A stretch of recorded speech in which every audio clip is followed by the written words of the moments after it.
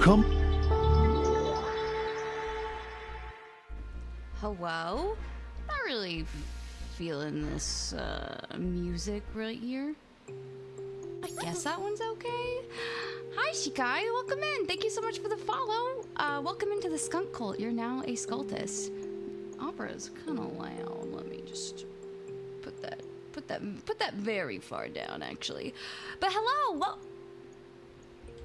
there we go. Hello. Welcome, welcome in, everybody. This is going to be a really interesting stream. I think it's going to be very different from what we normally do. But first, let me go say hi to everybody. How was your day? How's everyone's day going? Let me scroll all the way up. Hi, Koi. Welcome in. It's good to see you. Hope you're doing well. Hi, Illy. Hello, Illy. How are you doing? Ha, stream title. Okay, yes, haha. Dumb streamer forgot to change her stream title. Okay, hee hee ha ha. Very funny. I was not prepared for today. But hi, welcome in, Ozzy. Hi, Chillist, welcome in. Hi, Blade Runner, it's good to see you. Hello, Raid 1, Command Raid 1. Always good to see you. Hi, Asian Garfield, welcome in. It's good to see you. Hi, Zarisa. Hello. Thank you for your daily sniffs. For once, I'm not too stinky. 14% is pretty decent, not gonna lie. Let's see. Hi, Forte. Welcome in. Welcome in. Zombies can't fly. Welcome in. Thank you for your daily sniff. Atomic. Welcome in, Atomic. Hi, Octavia. Welcome in. It's good to see you. Hope you're doing well. Hello, Jimmy. Hi. How are you doing? Let me see. Hi, Zelda. Welcome in, Zelda. Come. But I hope everyone is also. Hi, Krajan. Welcome in. It's good to see you guys. Let me check my stinky levels today. Let me check my stinky levels today. 4%! 4%? Alright, well, I did literally just shower, so I guess that is very fair, very correct. But welcome, everyone. I hope you guys are doing well today. Not even the slightest bit stinky, I guess.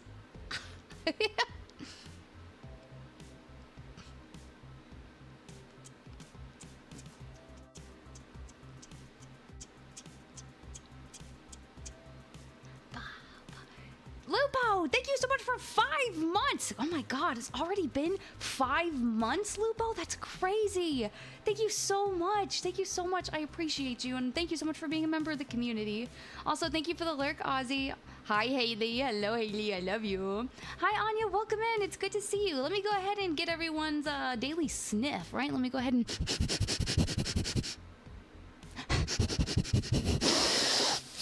Oh, it's the good stuff. You know what I think you guys smell like today? This might be spoilers. I think you guys actually smell pretty good. I think you guys might even smell as good as like, I don't know, maybe like some s'mores, some marshmallows, something like that. I think you guys smell pretty damn good. Thank you for the alert, Krajan. Yo, Stinky One, how you doing? Sleep deprived? Slightly stressed for some reason. Because I did not have plenty of time to... truly vet all of the stories that I will be telling today. But other than that, doing pretty good. Also, hi Olive, welcome in. I need to go camping soon. I miss camping. I miss camping so much. There's nothing stopping me from going camping, except I don't like to go camping by myself. Like, I have my dogs, but going camping by yourself with 2 dogs, it can be a lot. And going camping with friends is always more fun. I got jumped because I'm gay. Did that really happen? If so, that's crazy and I'm so sorry. I don't like to go camping. It's not for everybody. It's not for everybody. But Jimmy, I hope you're okay. Like, but yeah, I think for me, the biggest thing about camping is like, I'm not a big tent person and it's really hard to put 2 dogs in like a hammock sort of setting. But also, I also hate bugs. I don't know if you guys know this about me. I'm not exactly a lover of insects. That's the one thing about camping, especially if you're going camping like in the summer or like somewhere near like any sort of body of water. It can be a lot. Also, hi Roasted Dad, welcome in. It's good to see you. Hi Pliskin, how are you guys doing today? I was forced to go as a kid for my birthday.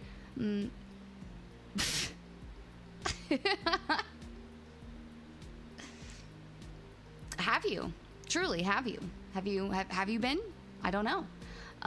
As a kid, I didn't like having to do it for Boy Scouts, but I feel like I'd probably enjoy it more as an adult now. I think it also matters, like, if you're going camping just for the sake of, like, being in the woods, that's always, like, one thing. But if you're going camping, like, if you're hiking to a location, you know, to go camping. Also, Fliskin, thank you for the head pat. If you're going hiking, like, to go camping, like, especially, like waterfall camping, or, like, if you're going camping somewhere, near a body of water where you can go, like, kayaking or, like, paddleboarding and stuff, like, that's always very fun. I like that a lot. And I've got some beautiful pictures of some, like, hikes that we've taken where I would have been like, man, this would be a great camping spot. Oh my gosh.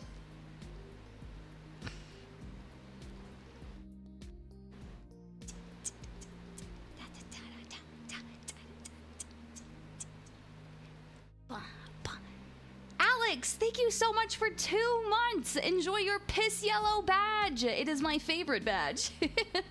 Thank you so much. I appreciate it. I appreciate that very much. Fuck mosquitoes. Fuck mosquitoes.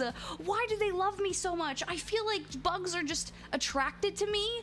Like, not in, like, a creepy Ogtha way. Hey, should I submit that as a scary story? Should I retell Ogtha for the... fucking... I wonder if we can make her cry again today, Smile. No crying today. No crying today, unless I'm crying from fear.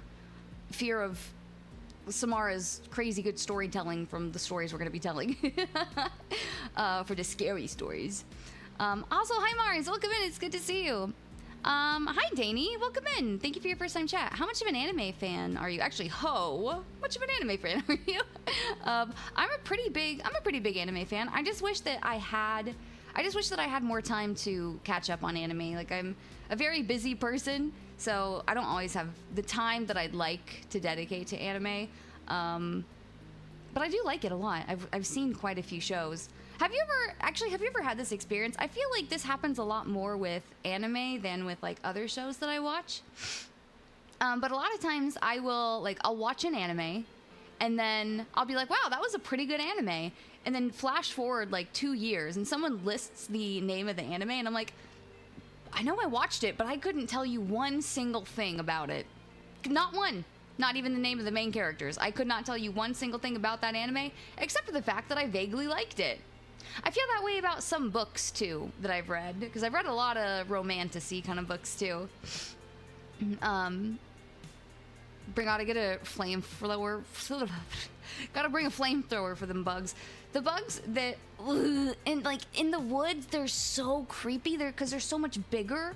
They're so much bigger in the woods, like in the deep woods. Like the spiders there are huge. Like, have you ever seen like a spider web that's like literally you open up your arms, like your whole wingspan. Like the spider webs are that big. It's disgusting. It's crazy. And that's what scares me. That's the version of my that's my 2-sentence horror story. You wake up, there's a spider in your room. That's it. That's the entire horror story. Hi Twin Flames, welcome in. It's good to see you. And thank you for the Carl. Not gonna lie, I think Popeyes might traumatize me. This might be the first and last time. Ooh, Popeyes? What did you I thought Popeyes was supposed to be pretty good. Hi Jen, welcome in. I bet those books have tentacles. They don't, actually. I think hardly any books that I've seen of the romantasy genre are tentacle based. I think a lot of them are more like, I don't know, like Fae. A lot of Fae. Fae's been in. Actually, I think it's the time of the dragon now. I think dragons are making not like for romancing a dragon, but like dragon books or like related books, right? Involving like dragons or dragon riders. Not that kind of dragon rider, but you know what I mean.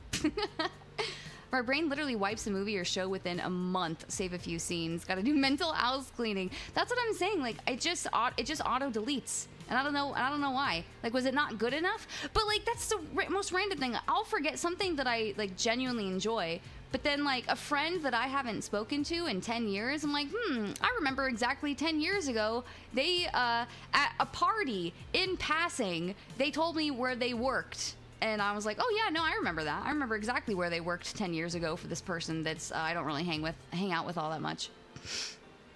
I've probably forgotten half of the stuff that I've read.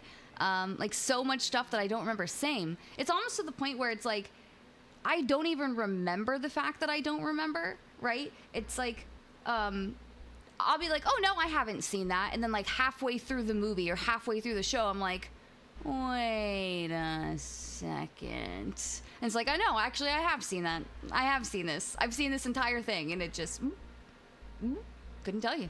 Hi, Rigmar, welcome in.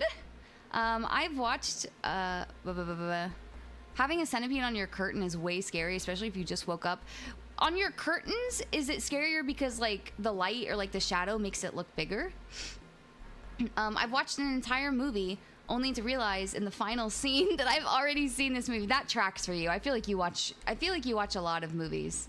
Not for romancing a dragon. It should be. I know there are dragon romance books, although they're normally like shifter books, right? They're normally like, there's a good bit of shifter books. There's like shifters involving like dragons and werewolves are a big one, right? Like wolf shifters, werewolf shifters, big one. What are some other like really prominent like shifter genres? Thank you, Nimu, for the head pats. Hi Nag, welcome in. It's good to see you. Thank God I got a Little Caesars pizza. I got the 8-piece chicken tender meal. It took me 30 minutes to actually get it. It is crispy as fuck, which I love, but there's no flavor. Ooh, that sucks. Texture is really big, but I mean, flavor's the more important part. The only thing I know about Popeyes is that supposedly, I haven't tried it yet. I've been meaning to, but the, what do you call it? Their chicken sandwich is supposed to be better than Chick-fil-A's, which is a tall order. In my opinion, but I haven't had it, so I can't really approve or disapprove that notion. But how are you doing, Nemo? I hope you're doing well. I think this one is more personal, but I forget names super easily too. I can meet somebody 3-4 times in a row. If they told me their name every single time, it would literally, like, you see this left ear, it would go whoop, and it would go in my left ear and out of my right before they've even finished like speaking. Like I hear it go through my head, and I'm like grasping at the wind to try and remember their name. I will forget their name as they are telling it to me. It just doesn't even, it doesn't stick. No stick. Pinball around the brain until it shoots out. No remember. Who? Can't. But I will remember faces like nothing else. Like I think this is like very much an ADHD thing, maybe, where it's like I remember faces so well. So it's like I can't tell you an actress's name or an actor's name, but I'm like, oh yeah, it's that bitch from these 17 different movies that I can recall her being in. But do I know her name? No, I do not. Hi Spencer, welcome in. It's good to see you. Hope you're well today. I am well. I'm doing pretty well actually. EP today? I was EP yesterday, so I'm not too EP today, luckily. I remember faces, but not names. I think that's a very common occurrence, too. Yeah, I'm amazing with faces. I think all of us, for a chance, I'm taking a shot in the dark here, but I think all of us might just be like a tiny bit neurospicy, perhaps. A teeny tiny bit neurospicy here. Is that perhaps why we all are very good with the faces and perhaps not the names?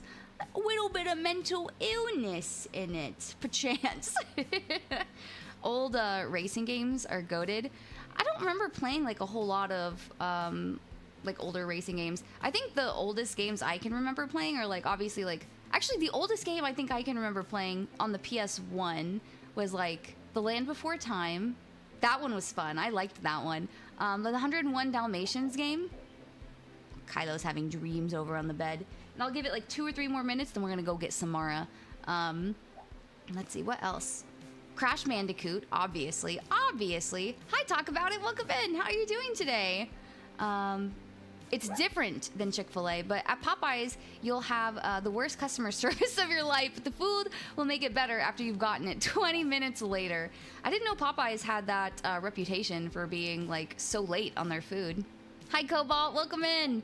I remember, yeah, the 102 Dalmatians game. And I remember being so scared. I think it was like, I want to say it was like at a fair or like a circus or something. And like you had to, oh man, you had to like hide under things and like you had to like time it right. I remember being so scared as a little kid playing that game. I think the whole memory issue is part of the people won't remember what you said, but will remember how you made them feel thing. That's also true. Like if somebody made like an impactful thing, like if they made you smile, or if they made your day worse, I'll say that. If they were rude to you, you'll be like, oh, man, I remember that bitch, because they, you know, I don't know, they didn't move out of the way in the grocery store and then or something, I don't know. I've mentioned that like a couple times where that's like one of my biggest pet peeves is people being in grocery stores or like in public and then just taking up the entire aisle or like the entire space. Hi DTS, welcome in. It's good to see you. I remember when the Popeye sandwich came out and people were getting injured over it. How are they getting injured over it? Hi Booty Bishop, welcome in. Where's the dog treat redeem? I've turned them off because today's a collab and I don't want us to be in the middle of telling like scary stories and then I have to like, oh, hang on. Sorry, Samara. Let me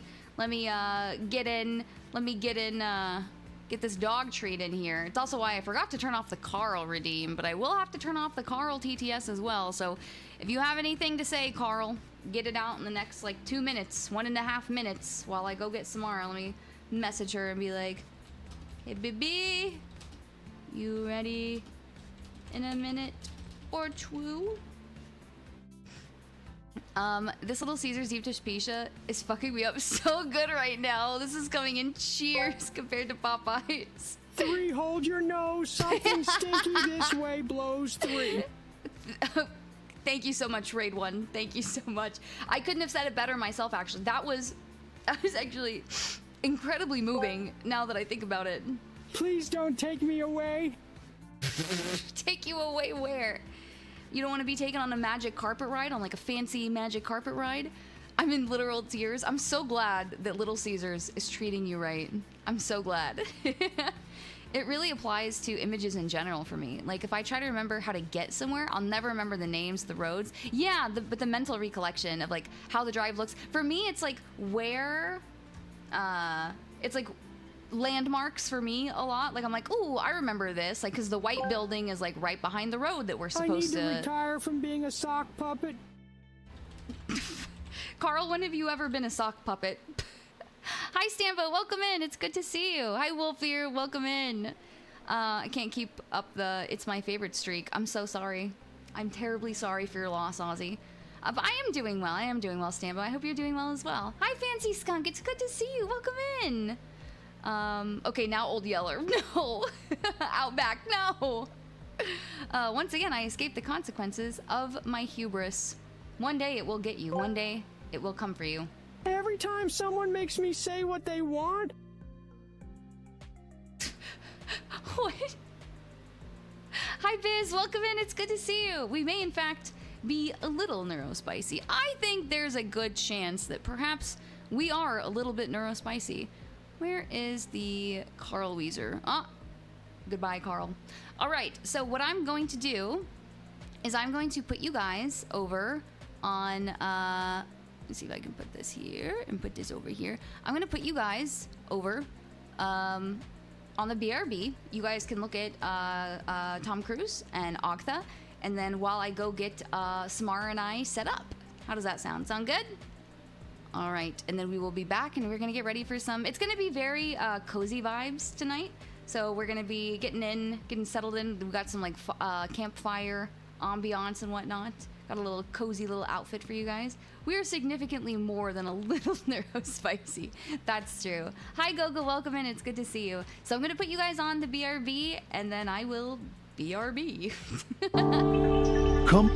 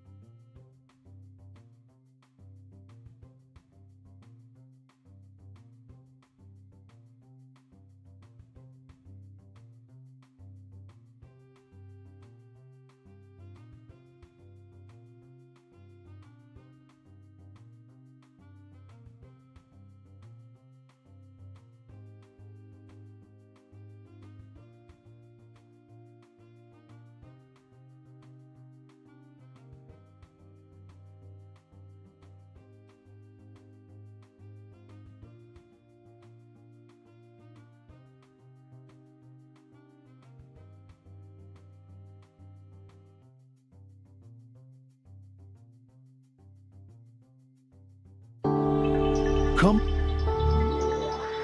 Let me make sure Discord is on here. Hello, everyone. Ah, there we go. We even got chat down there. Let's see. Discord. You wanna say hi real quick?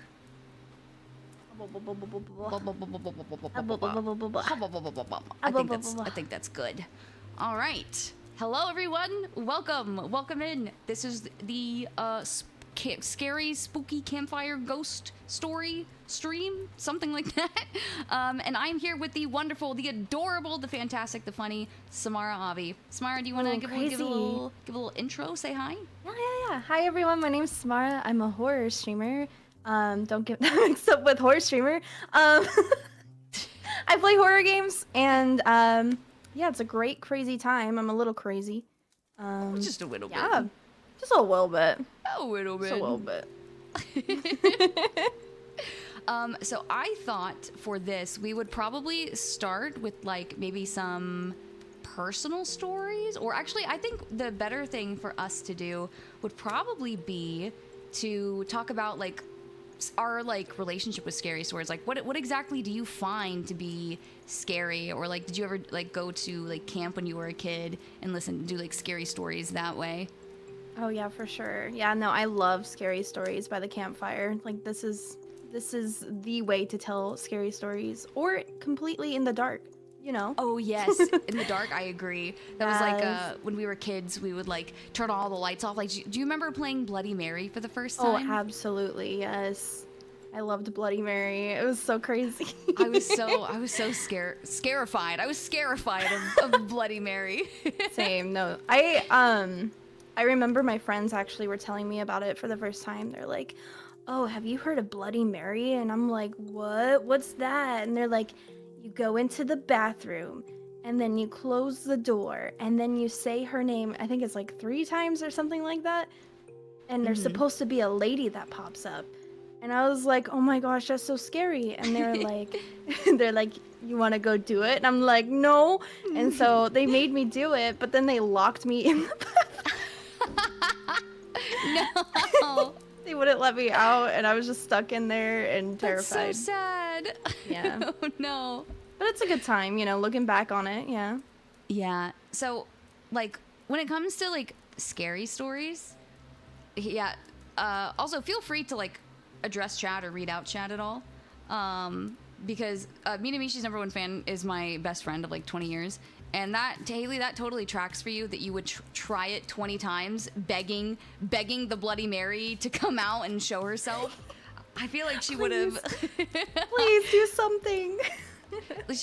I feel like Haley's the kind of person who like, she's very much like, okay, yeah, here, let's try it, huh? Why not? Like, I doubt it, right? Because I don't think Haley actually.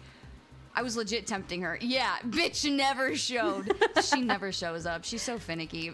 I feel like if I was a little bit older, I would feel more into doing it. But I think I was like 8 at the time or something like that. Oh, yeah, for sure. And so, yeah, it was like extra scary. Yeah, so when it comes to like scary stories, I know we all have like our own relationship with horror, with like both of us being horror streamers. But like, what do you personally find to be like scary in terms of like video games or like movies or stories and stuff? I mean, it's kind of all over the place. I just really appreciate horror. I don't really find, I guess, things as like scary as I used to anymore because I've, you know, played so many horror games. But I think honestly, liminal space. Okay. Liminal spaces are really freaky to me. Like not even being like afraid of a monster per se coming out, right? It's more of just like how creepy the atmosphere is. You know what I'm saying? Like it's not like something that's been overdone ever since like I was a younglin. Yeah. So, a younglin. A younglin. So I feel like liminal spaces is like really scary for me in that sense of like it's very unfamiliar as far as horror goes. So what about you though? So for me, like, because I I know, like, of all, like, the horror movies and things, for me, I think that the thing that is, like, scariest to me are things that, like, have the possibility of, like, occurring in real life. So for, like, people who, like, believe in ghosts, believe in the paranormal, it probably, like, affects them a lot more. For me, I'm, like, skeptical. I'm not going to outright deny, you know, like, the belief in ghosts. I mean, I believe in you. I believe in you all day, every day. I'm your biggest supporter. I'm here. I'm real. You can haunt me anytime.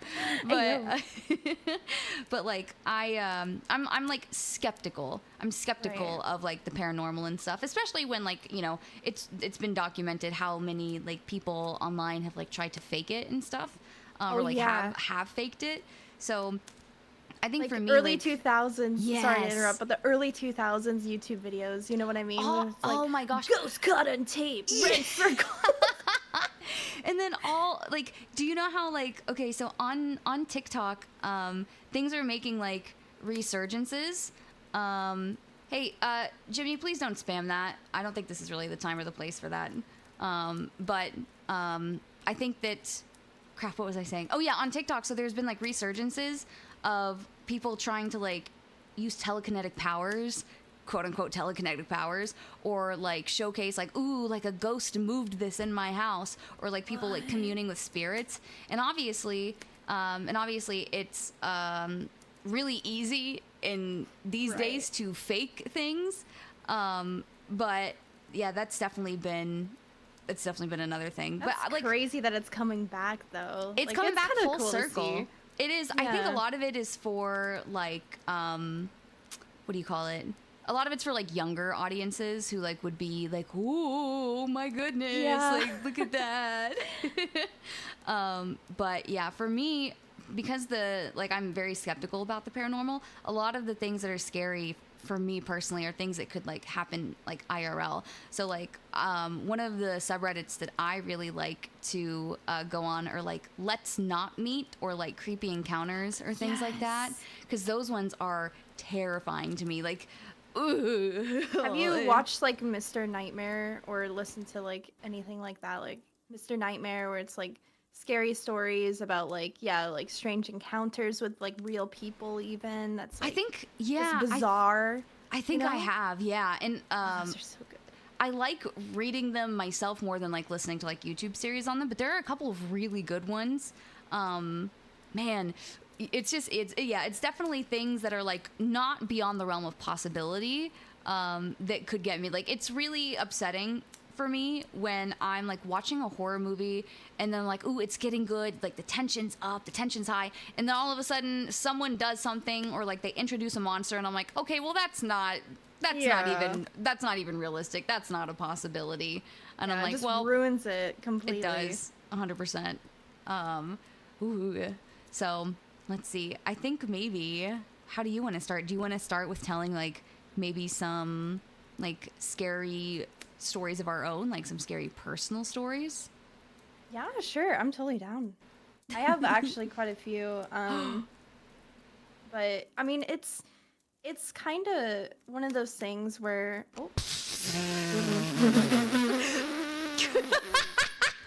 Scary worm.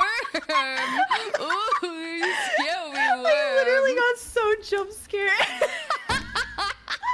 I was the scariest thing in this stream. Shit, bro. You just disappeared. I thought you left the collab. I was like, oh, she gone.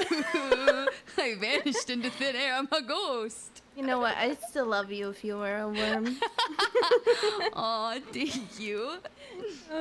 But, yeah, I mean, I have a few, but, like, a lot of them also are, like, family member stories, and, like, I don't, like, feel like my family members would tell me these things just to mess with me. Like, some of them are from my mom, you know what I mean? So it's a little bit more believable, but yeah, I mean, did you want to start with any? Do you have any scary encounters? Or yeah, so since Haley's in chat, and Haley, because we were so young, like I might be getting some details wrong compared to like how you remember it, but this is something. And fun fact, Haley actually wrote about this story in, what was it, like one of her writing classes in college. It was supposed to be like a like a biographical short story or something, and her teacher was like, "Hey, you have to actually submit a real story that happened. It's supposed to be real." And she's like, "No, this really happened." And she's like, "Okay, sure,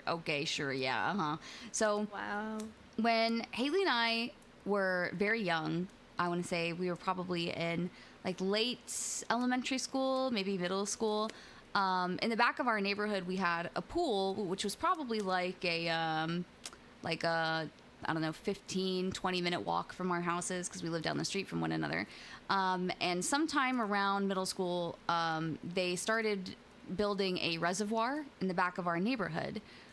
So they were like digging everything out. There wasn't any like official path down to it though, because they were still renovating it. And it wasn't for like recreational use. It was just a reservoir to be used as a reservoir. So because there wasn't any official path, there were like sort of kind of like footpaths that could lead down to it. So one time, this was when Haley and I it had to have been middle school. They had just finished filling up the reservoir with water, and Haley and I would go down there from like time to time. And on this specific occasion, we're like, "Ooh, it's so pretty down here. Let's go take my family's like nice camera the next time we're over there and take some good photos." So we walk down we start on the path, and as we're walking down the path, automatically, like we've been down this path a couple times already because we'd walked down there while they were building the reservoir, while they were filling the reservoir, like quite a few times.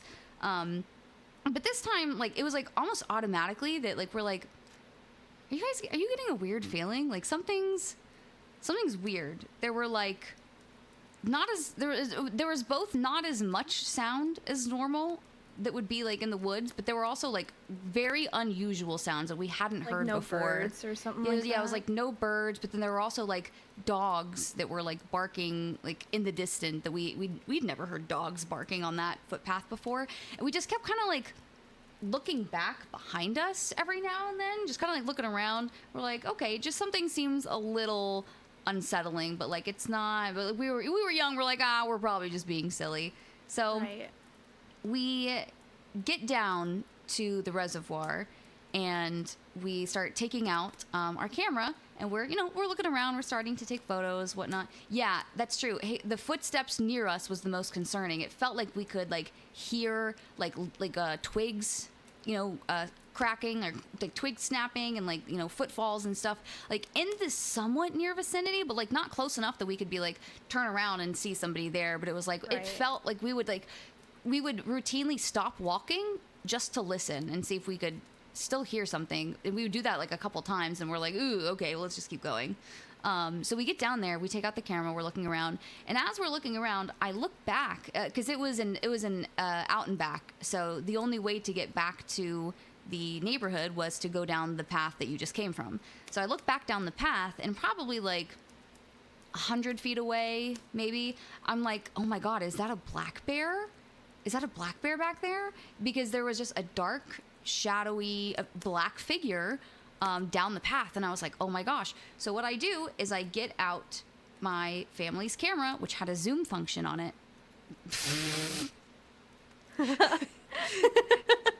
Don't mind me. So I get out my family's camera that has a zoom function on it. And I look, and I point it toward the black bear, and I zoom all the way in. And what I see is a man in full black and a ski mask, partially hiding behind a tree, not moving. Oh my God.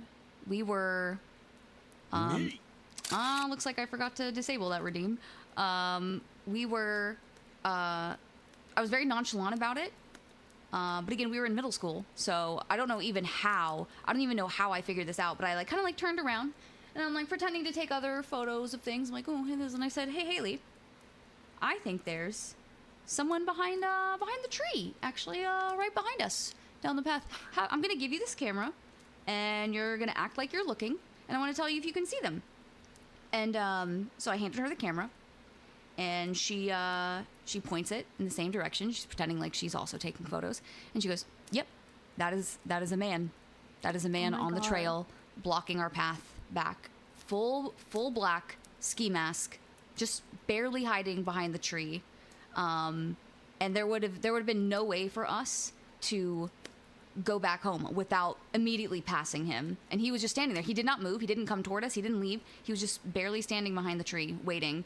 And so we looked at each other and we're like, I think we have to run on the count of 3. Like, let's just fucking run. So we ran along the outskirts of the reservoir. There was like no path, no anything, but we ran along the outskirts of the reservoir through like all like the brambles and the bush, like over all the rocks and the twigs and everything, because we were trying to make it to like a very small raised section of road that you could use to get out of the back of the neighborhood.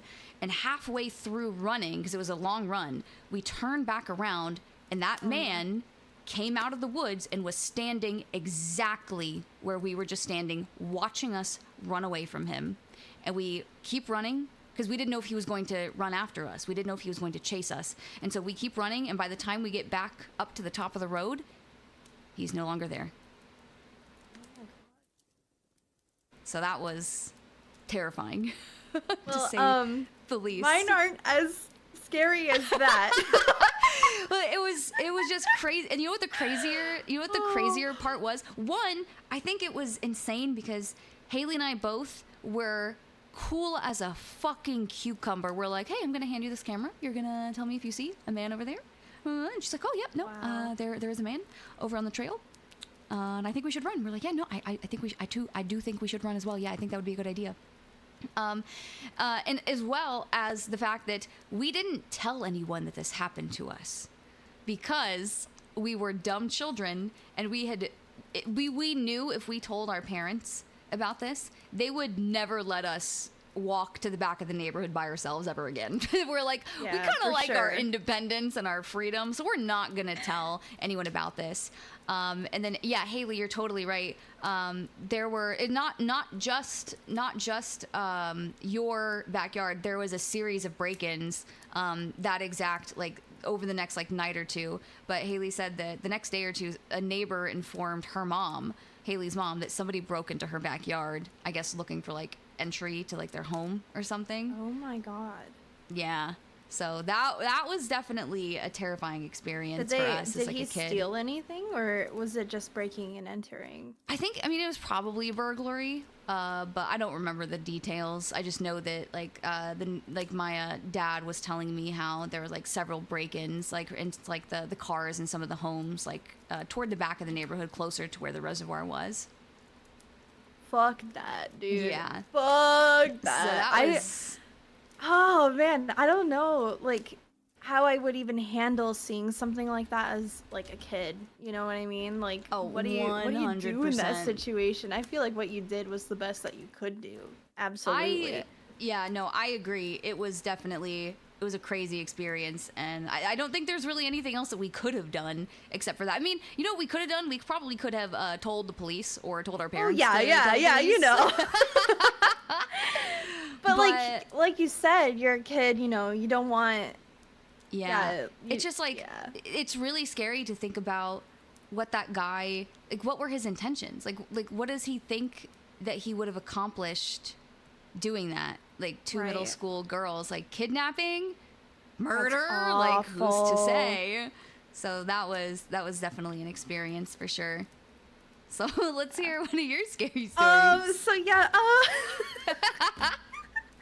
Mine definitely don't top that. Mine are actually more on the paranormal side of things. Cause like I don't know about you, but like I'm feeling 22. It's one of those things. It's one of those things where like when you're younger, you know, a lot of people say this, when you're younger you see more. Yes. Than if like when you're older.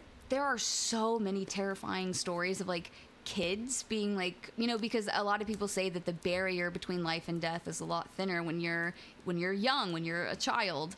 Yes. Yeah. So yeah, I've heard a lot of like stories where it's like there's no way that a child of that age could have known any of this, and yet it still happens. Apparently like when I was young, this one obviously is like really short, but I have more later. But when I was young, I used to literally point at things and like tell my mom, like, what's that over there? And like nothing would be there. Like throughout the house or whatever, I used to just like point at a lot of things. So I mean, that's really creepy. I would say. In Yes. itself. I may be a problem. But yeah, like things like that. And then my mom also told me like when I was a baby, I mean, when you're a baby as well, like you're trying to like absorb a lot of information. It doesn't necessarily mean that you like see something.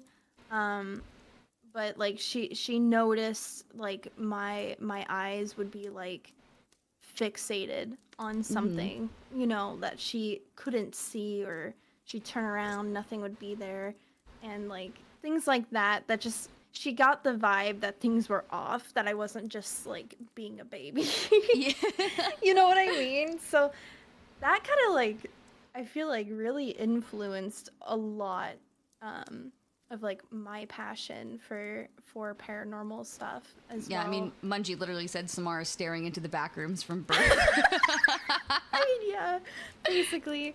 And that's another thing too with like the back rooms and stuff like that, and liminal spaces, which obviously I'm obsessed with. But you know, a lot of like liminal spaces are based around nostalgia and like things that you've seen when you're a kid, like in the 90s or early 2000s or 80s even. Yeah. And I guess that's what freaks me out the most. Is like feeling like I've been there, you know what I mean? But I'm kind of sort of rambling right now, but No, you're good. You're good. I have so much to talk about. I know. I mean, there's like, how are you even gonna cover the entire genre of like spooky stories, experiences, and everything? Yeah. There's so much nuance to horror that's just. That's why we're Exactly. a horror for horror. Exactly, I'm a horror for horror. I think the most prominent story, and you know, I've actually told my chat this one before, but it is kind of like the most terrifying thing that I've experienced, as far as like paranormal goes. But when I was younger, I want to say like 5 to like 7, right? I lived with my mother, and my mom was a single mom with 2 kids, my brother and I. And we lived in like a, I don't really know how to explain it. I guess more like a ranch styled house where it's just like 1 story. Yeah. You know, you got like 3 bedrooms or something like that. So it wasn't like super big or anything. But I used to see this like shadowy figure all the time. It was actually the most terrifying thing. But it's so subtle, you know what I mean? So like when you see something like that as a kid, your first instinct isn't like, oh, somebody broke in, right? Yeah. Your first instinct is what, like, you can't even comprehend what you're looking at, to be honest. Yeah. So yeah, when I was younger, I used to see this shadow person, and I remember the first time that I ever saw him, or her, I guess. I was watching TV. I was watching Cartoon Network with my brother, and we were sitting on the couch, and I just glanced over at the hallway, and the lights were off. They always kind of were in that house, which is even more freaky. But I glance over, and I just see like what looks like a person just standing there staring at us. Oh my god, why am I waving? You're waving to Ducky only follows bottoms VT, so I guess you're. Crazy. Hey, if you only follow bottoms, actually, I didn't even give a shout out. Hey, I'm gonna shout out for the lovely Samara. Are you not in here? Let me see. I'll get a shout out at.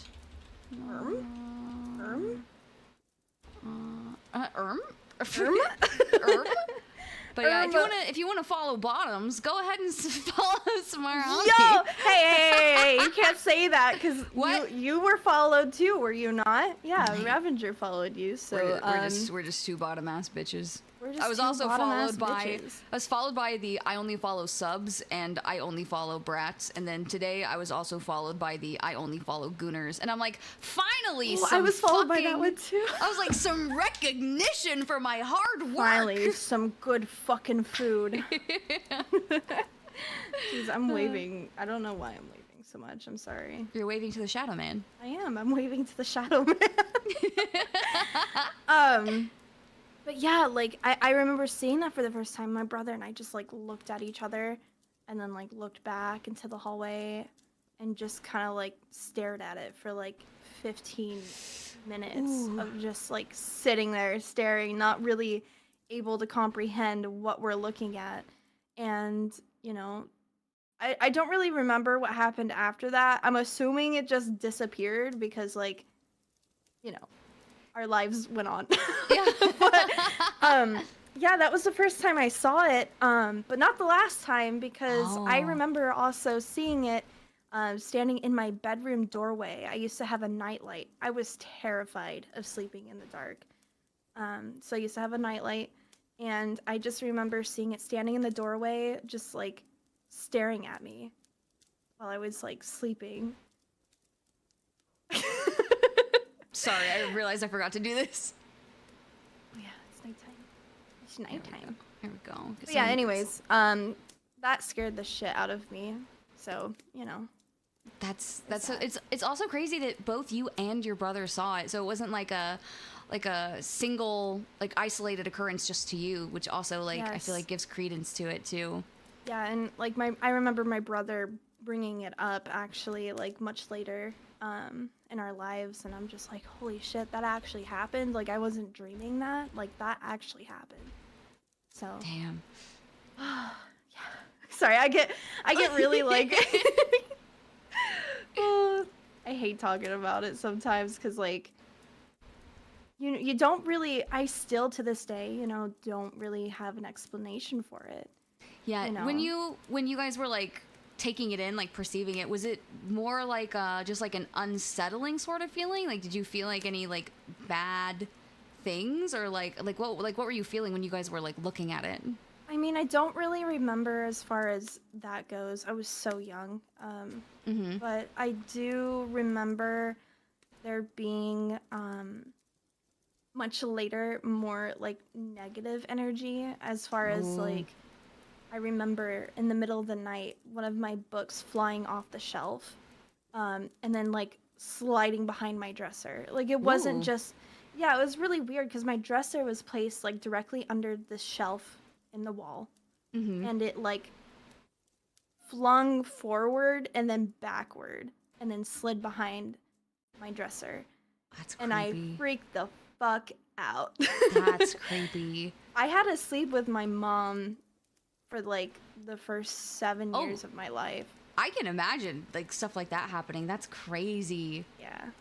I feel like, luckily for me, like, I think a lot of people have, like, more, like, spiritual or, like, paranormal, like, stories like that. I think, but, like, luckily or unluckily, I don't know. I haven't had a whole lot. I think the only thing that Haley also might have been there for this, but it was like a fluke where it's like it was like you know, the really awful, like, little Furby dolls. They're not awful. I love They Furbies. are awful. Oh wait, no, it wasn't a Furby doll. That's what it is. The Furbies aren't that bad, but they are creepy. They are terrifying. I love Furbies so much. But there was a doll. There was a doll that my sister had, and it was a creepy doll. It was like one of the dolls where, like, it's like eyes opened up depending on, like, how you held it and stuff, like, based on, like, gravity or whatever. Emotional responses. Something like that, yeah. And so it would also make this, like, horrifying laugh. And so we were having a sleepover one time. We were, like, creeping each other out with the doll, and then we all went to go to bed, and the doll kept laughing, and we're like, okay, that's creepy, let's not, I don't want to deal with this. So we took the batteries out of the doll, all the batteries, and we put the doll back like somewhere else, and then like maybe like 45 minutes, like right before we're about to fall asleep, we hear the doll laughing again. We're like, who the fuck went and go put the batteries back in the doll? So we go open up the doll to take the batteries out. We're like blaming each other, like, was it you who did this? There's no batteries in the doll. And the eyes like flicked open or whatever, like whenever we went to go like approach it, and we're like, okay, that's kind of creepy. And then we opened it up and saw there's like no batteries in it. We're like, okay, actually that's very creepy. And I'm pretty sure we shoved it in the freezer because we're like, kill it. Kill it. I was like, I don't think we can kill it with fire because it's my sister's doll, but let's at least freeze it to death. Exactly. Put it in the ice box because I don't like that. Oh, that is so funny. Dolls are really the scariest, I think, thing ever. I think most people are actually afraid of dolls when it comes to paranormal stuff more than anything. Yeah, because like they're just, I don't know what it is about dolls that is inherently creepy. And like it can even be like a totally cute doll, like it's like, oh wow, look at this like completely innocent looking doll, but like I see a doll in a horror movie and I'm like, cut it, burn it. Yeah, burn it. I don't want it. Get it out of here. Away. I know. Listen, I've seen a horror movie or two in my lifetime. I know what's going to happen. Ugh. No, seriously, dolls. I don't necessarily find dolls like as creepy, but I can see why people don't like them for sure. Mm-hmm. I mean, I do. I'm not gonna lie, they are creepy. But yeah. I guess as far as like what scares me the most, I feel like dolls have just been so overdone in movies and everything like that I've kind of like lost that like fear. That's true. I think there's also like a lot of and this is something that my dad actually hates me for, is like a lot of the older movies. I think they make a lot of horror movies that I think are intended to be scary, but they're actually just really fucking funny. Oh my God, yes. So like I remember when we were younger, the original Nightmare on Elm Street was something that like scared the bejesus out of my dad. Like he had nightmares for weeks. And I remember we put that movie on because we're like, ooh, okay, let's get scared. And we were cracking up. Specifically, like there's like a bathtub scene where like the hand shoots up out of the bathtub water right between her coochie legs, and like we were just cracking up. And then like when she starts getting like flung against the fucking ceiling, like we're dying. And my dad came in and he got genuinely offended that we were not in tears at this movie. We were in tears for the wrong reasons because we were laughing so hard. Because he's like, God, no, this is a scary movie, you guys. This is actually a very scary movie. I don't understand. There's something wrong with you guys. We're like, well, yeah, that too, but also it's a very old, outdated movie, and it makes sense. So I think there's a lot of like doll movies, like I don't know, like if you watch like the original, like the older like Chucky and stuff, like I feel like it can diminish your fear if you like become exposed to it, like a lot of things too. Yeah. How scared are you of clowns? You know, I'm back and forth because like I know people who are absolutely terrified. Like they see a clown that's not even like scary looking, and they like freak the fuck out, right? Mm-hmm. I guess it's really mixed with me because I feel like they can be scary.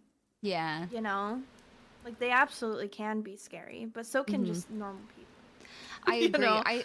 I think that like setting is also like a big thing. Like if you see a clown like in the middle of the day, like I don't know, like it's not that big, but like I feel like you make it nighttime and automatically it bumps up the fear factor by like a billion. No, for sure. Sorry, my model is just being really weird today. Have at it. I'm like fish eyeballing you. But yeah, no, like I think setting is everything, and again, clowns are kind of one of those things where it's like just kind of overdone. Yeah. But yeah, you know. Also, I will say it. Pennywise. I would fuck Pennywise just because I know that it's a Skarsgård brother behind him. Have you seen him do the actual like smile without the makeup and stuff? No. Oh my gosh. Let me see if I can find it because Send it to me. It's creepy. Scars guard. Okay, we're both monster fuckers here, right? Oh, Can we put that out on the table at least? Like, let's just clear the air here. Address the elephant in the room. You have address we're the a little elephant. twisted. You mean? Yeah, let me see. So I'm sending this. I'll throw it up on screen for you guys too. Shit. Let's go. Let's see. Reddit properties. Here we go. All right. You guys should be able to see this. Oh wait, I love that so much. Right? Oh, like his it's creepy. fucking face. So this is the Skarsgård brother who plays Pennywise actually. So let's see. the most evil demonic smile I think I've seen in all of horror, and I've worked with Andy Richter for a long time. There it is. There's something about that smile I had not. Was that something that you've been working on for a long time, or did you come up with that when they approached you about playing Pennywise? Well, it's a funny story because my older brother Gustav, who's an actor as well, he had this ability to do, point his lip in a very strange way. And for some reason, I don't know how I understood that I could do it as well, but I was like maybe 10 years old, and I'm like, oh my, get in there. Can we see that? Do you mind, just for that camera right there, one? the Number three. three. Yeah, there we go. Like you go on a date with someone and you tell a funny joke and they bust out that grin. Are you staying? You smashing? Yeah, I think I'm smashing. He looks at you. He looks at you from across the bar with that face, and yeah, I think I'm sold. I think it's so funny, the bottom lip just sticking out. Like, yeah, like the how top do you make it lip's so completely pointy? gone. Yeah, it's literally just a flat line. No, But that's great. I do think clowns are definitely something that's overdone as well. I feel like it's very hard because like even ghosts sometimes I feel like it's hard to find genuinely good scary movies nowadays that actually invoke an ounce of fear in you. You know what I mean? Yeah. Well, especially like I haven't watched a lot of modern, I guess, horror movies, but there was one that like really stuck to me as far as it being funny, and people were like, "No, it's really good. Trust," which is Smile. I don't know if you've heard of that one. I've definitely heard of it. I think I started to watch it, and I was like, I can tell I'm not going to like this as a horror movie. No, seriously. And I'm like, okay, the concept is it's a monster with a lot of teeth. You know what I mean?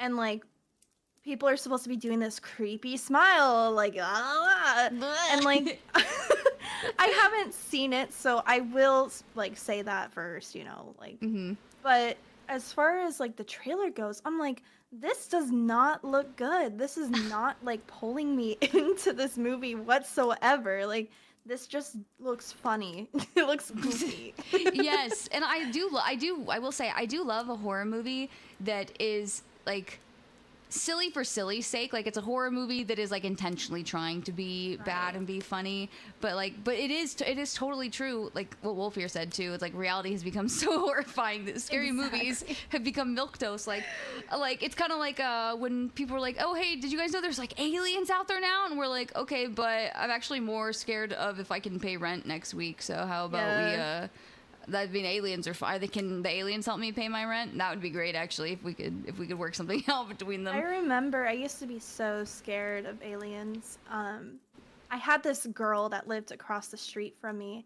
and I remember her telling me, like, she like pointed out to like a neighbor's house and was like this guy is really weird. There's something really off about him, and like basically kind of like calling him an alien or something like that. The man was just an introvert, and she's like, "That's an alien, man. I know he's not from here." there's something really off about him and I can't put my finger on it. But like she told me, she's like, yeah, like don't say his name. And then like she told me like what his name was or something. And she's like, don't say his name or you'll see something really weird in the sky. And yo, I'm gonna be honest with you, I don't remember if this was a dream. Like if I dreamt this happening. Like, but I said the name and I saw something in the sky floating around and it wasn't an airplane. But I'm pretty sure I dreamt that half of it, not gonna lie. So, but it was really weird. Yeah, there's a like a funny like TikTok out there that talks about, it's like how like people will talk about like UFOs, like, oh my gosh, it's a UFO, it's a UFO. It's like, yeah, literally anything could be a UFO. It's an unidentified flying object. If I throw a banana at your face so quickly that you can't recognize what it is, guess what? That is a UFO. Like, I don't know what to tell you. If I throw a dildo at the speed of light through the air, ain't nobody's gonna know what that is. They're gonna say, look, people from Mars are trying to contact us. Like, like anything. Yo, can you throw a dildo at my face? I mean, I'm sure your face. I mean, there's words. Yo, I want to see some aliens tonight. Yeah, well, Fear said reality is. Oh wait, what did he say? He said aliens are nothing these days. What, are they gonna probe me for free? For free? Yeah, just for free. No, but seriously though, like, how am I supposed to not, like, if I do see an alien, how am I supposed to not thirst trap over it? You know what I mean? Exactly. Like, I've played Mass Effect, and you know what? Would for all of them. Yes, I don't exactly. think there's like a single alien in that series. I'd be like, actually, you know what? Probably not. I'd be like, well, even out of curiosity, I guess I have to try, right? You know? Yeah, and let's be real, they don't have once. those big eyeballs like everybody, like, there's no way. No, like, because it's stereotypical, like, oh, this is what an alien looks like, gray skin, completely naked, big eyeballs. I'm like, no. And also, like, why would they be green of all things? Yeah, green. Green. I see green and gray. Like, I'm just like.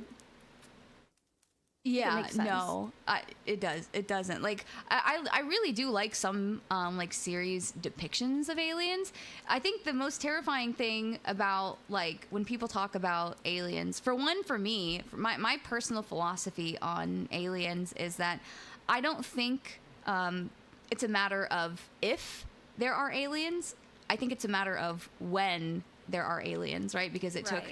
We like for humanity to exist in this small, incredibly small slice of life as it's existed on Earth, and then for it to magically align with, you know, life developing, evolving at the exact same rate on another planet, however many light years away, for us to develop at the exact same time, to develop the communication methods to reach out to one another. Like, I don't think it's a matter of like if there are aliens out there, because I'm pretty sure I know there have to be aliens out there. Right. It's just a matter of like, will any life forms be able to make contact, you know, ever, you know, let alone like in someone's lifetime? Because if it takes 300 million years to send a signal, right, to the next available planet with life. So I do think that aliens are out there. I think one of the scarier things when people talk about aliens is like, if aliens do exist, then there's really only like two options for them, is that they exist and they've perceived Earth and they're like, they're stupid, they're not ready yet for us to come in, or that they would probably see us as like insects and animals, and they would use our like kind of like how Mass Effect, the Reapers in Mass Effect, where they would use us as like a resource to harvest. It's like it's a very flowery idealism to think of like aliens coming here and just wanting to befriend another species or learn from another species if they have that like advance of technology to have like space travel and to the point, you know, all that crazy stuff. So I think, but I would also fuck them. As same. As far as like alien movies go, I want to say War of the Worlds was like the scariest like alien movie for me, because it felt the most, I mean, it's stupid, but it felt the most realistic. It's as hard. far as like alien Yeah. movies go, right? It's kind of interesting too because it's not based around like what the aliens look like, right? They don't like go super into what they look like or anything like that in that movie. Which I think makes it even creepier because they're just like in Yeah. these giant machines like stealing people and killing them. Yeah. So, and War of the Worlds unironically has the most. Yeah, exactly. Like, the fact that basically they end up dying because they can't. I think they can't like inhabit the air or something. Like the air like destroys Which is them. yeah, which is also like a big thing, like of like how many planets is actually going to be hospitable to, you know, all that stuff. Because I think there's like some saying that like just like how humans and like life on Earth is like carbon based, there's like the possibility for life on other Earths to be like, I don't remember what the other based things are, but I think that makes sense too. But Yeah. yeah, I think a lot of the other alien movies that exist, like for example, like A Quiet Place, like those are aliens that fall from outer space. But the bigger question that I think never gets answered is like, clearly those aliens are not like they're kind of mindless a little bit. Like they're automatic. They're like reflexive. And so the bigger question is like, how did they even get here in the first place? Like, did somebody send them as like a culling method, like a more advanced species set their guard dog upon the earth as like a culling method to get rid of humanity or something? Like, I don't know, I think that's more of like the scarier aspects of like alien stuff. Yeah, definitely harvesting civilization. For sure. I feel like as far as like paranormal goes, that's probably one of the more scarier like things that could happen. Agree. It feels more realistic too. You know what I mean? So, question: do you have any like, I guess, what kind of stories did you bring to the table to talk about today? I mean, I did. Let's see. Sleep paralysis. I Ooh, wanted sleep to talk paralysis about- is terrifying. Yes. Sleep paralysis experiences for sure. I feel like I want to share, I think, my earliest recollection. Is that the word? Yes. Of like sleep paralysis. I remember. I feel like this is like really scary for me. Is something happening that didn't actually happen. Yes. So, like, for example, I was experiencing sleep paralysis, and my grandmother came into the room and told me that breakfast was ready. And yeah, it's not that scary when you, like, look at it from that standpoint, but, you know, I wake up, I go downstairs, and I ask my grandma, I'm like, oh, I thought you told me breakfast was ready. And she's like, no, I didn't. And it's just, like, things like that are, I feel like, more scary Yeah. than like a monster standing in the corner staring at me sleep, you know? Yeah. There was a time in college, even though it still happens every now and then, but where I would have dreams so realistic that I would mistake them for reality all the time. Like, I was gaslighting myself, and like it became so pervasive that like I had so much anxiety because I never knew if my experiences were real or not. So like one time, for example, it was right when Firewatch had come out, like the video game. And so in my dream, my mom and I were coming back from watching a movie at the movie theater. We were in the car, I was in the passenger seat, and we were talking about Firewatch. And I was like, just casually talking about it. And I was like, do you think there's actually, like, do you think those are actual, like, jobs, like, careers that people have? Or do you think they just kind of, like, it was, like, an older thing that they kind of implemented for the game? And she was like, well, I mean, they're, you know, we just had, like, a whole conversation about it, basically. And so, I couldn't remember something in the dream, or she couldn't remember something in the dream, and, like, I didn't look it up on my phone. So, the next day, I got up and I went to go talk to my mom, and I was like, hey, Mom, remember how we were talking about Firewatch in the car the other day? She's like, pardon? And I was like, when we were coming back from the movie, she's like, we didn't go to the movies. We haven't been to the movies in like a month and a half. And I'm like, wait, what?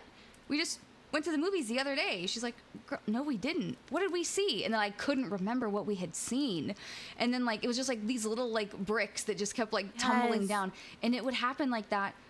Little tiny instances almost every single, like a conversation I had with my boyfriend at the time, or like getting my oil changed for my car. Like I dreamt that I went to the fucking Valvoline and I was in my car and I went through the process and I turned on my blinkers and I stepped on the brakes and I did all the things, like to the point where like my entire reality was being questioned. And when I was talking about it, I talked about it so much, like having my dreams feel like reality, that it started happening to my boyfriend and like 2 of his roommates as well. And it felt like it was like a disease that like the entire household, we couldn't tell. We'd have to like confirm with each other every morning. We're like, okay, did this happen?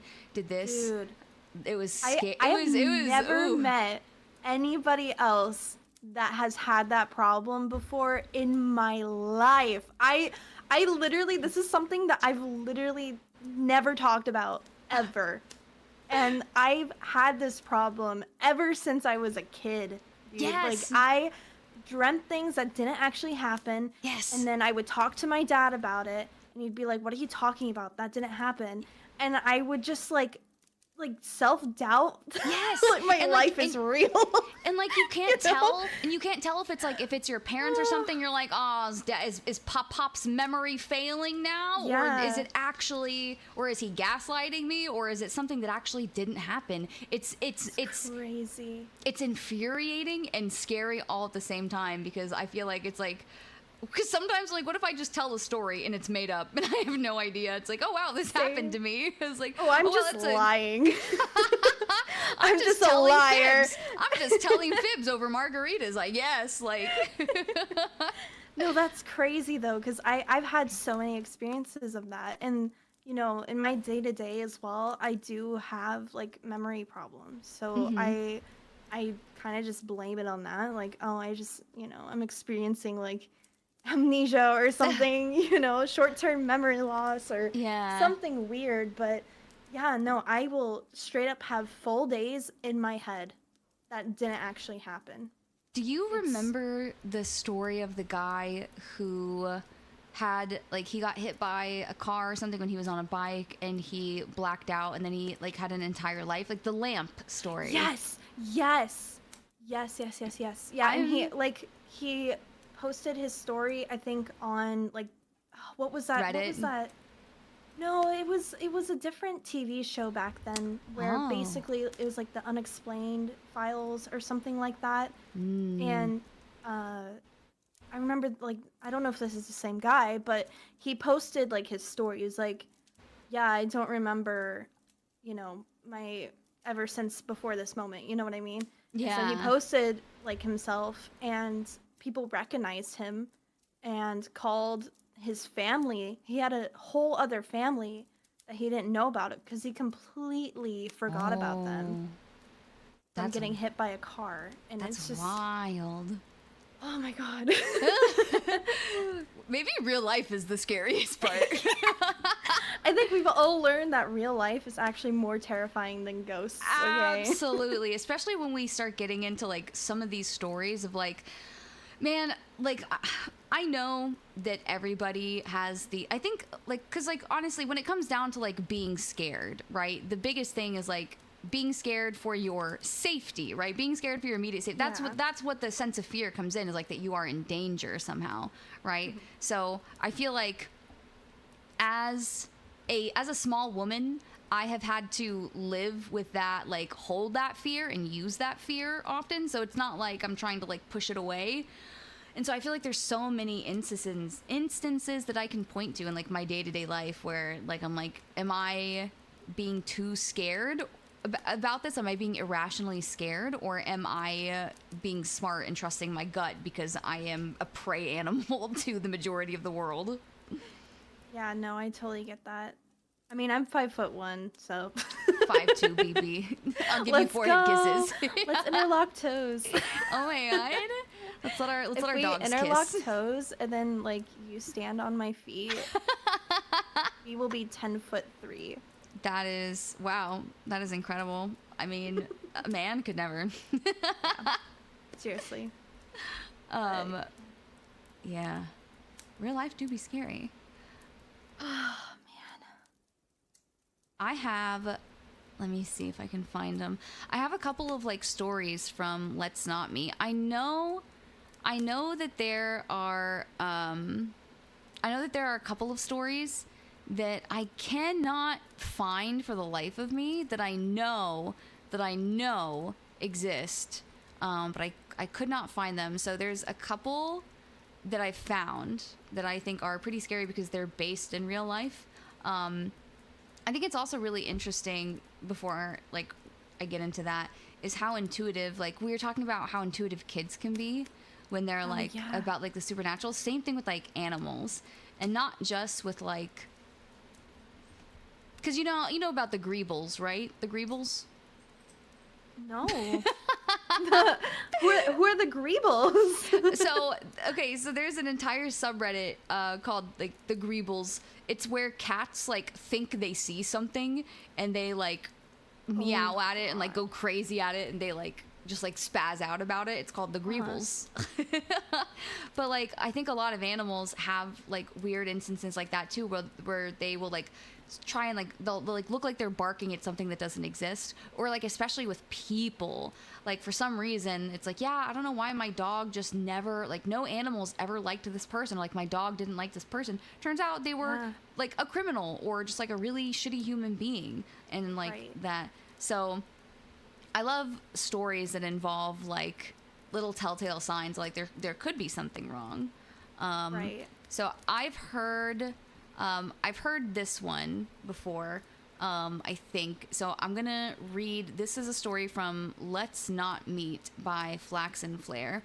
And the title of this one is called He Pretended to Be My Dog, which already is like... What? Yeah. So here we go. Before I start, here's a bit of context to my story. My husband and I lived in a small 2-floor house with 2 main entrances, one along the front and the other on the side of the house, which opens up into the laundry room.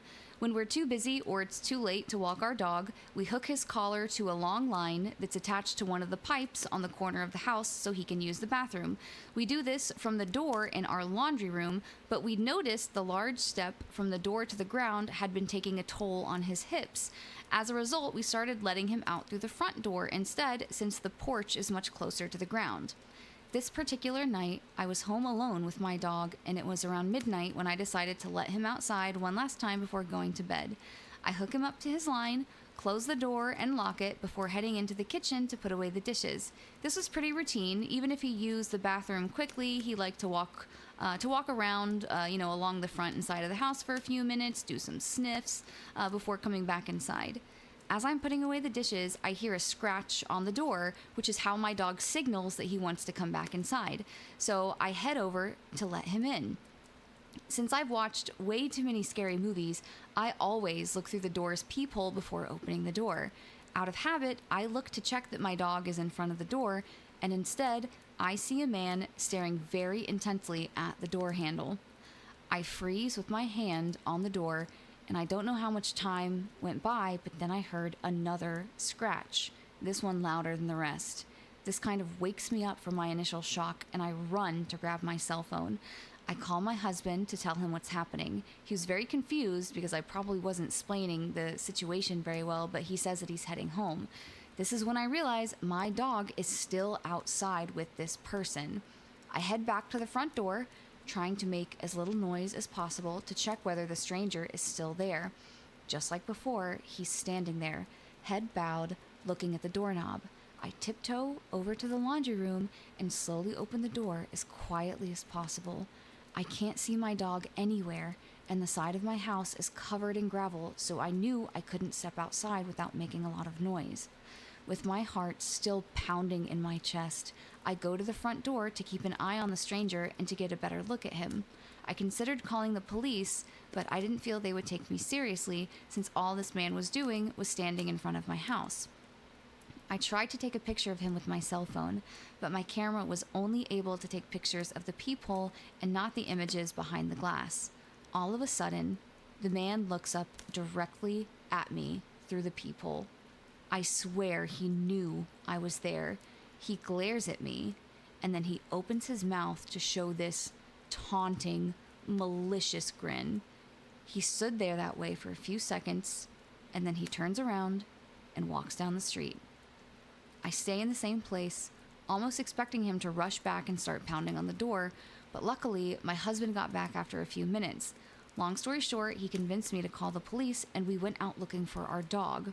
It turns out this man had cut the end of the line connected to the pipe, and our dog decided this was a really good time for him to explore my neighbor's backyard, which is where we found him. It's been 3 years since this happened. We've since moved to a new house, unrelated reasons, and the police weren't able to come up with any suspects. Ever since then, we take our dog on very long walks before the sun goes down. That's Fuck creepy. that. Ooh, like, ooh. Oh my god. 'Cause, like, People are so insane. it's, ooh. It's one of those things where, like, there only had to be malicious intent there. This had to be somebody who studied, right? To see that the husband had left, knew that she was home alone. They had seen the dog scratch the door. Oh, sorry, I'm getting subs.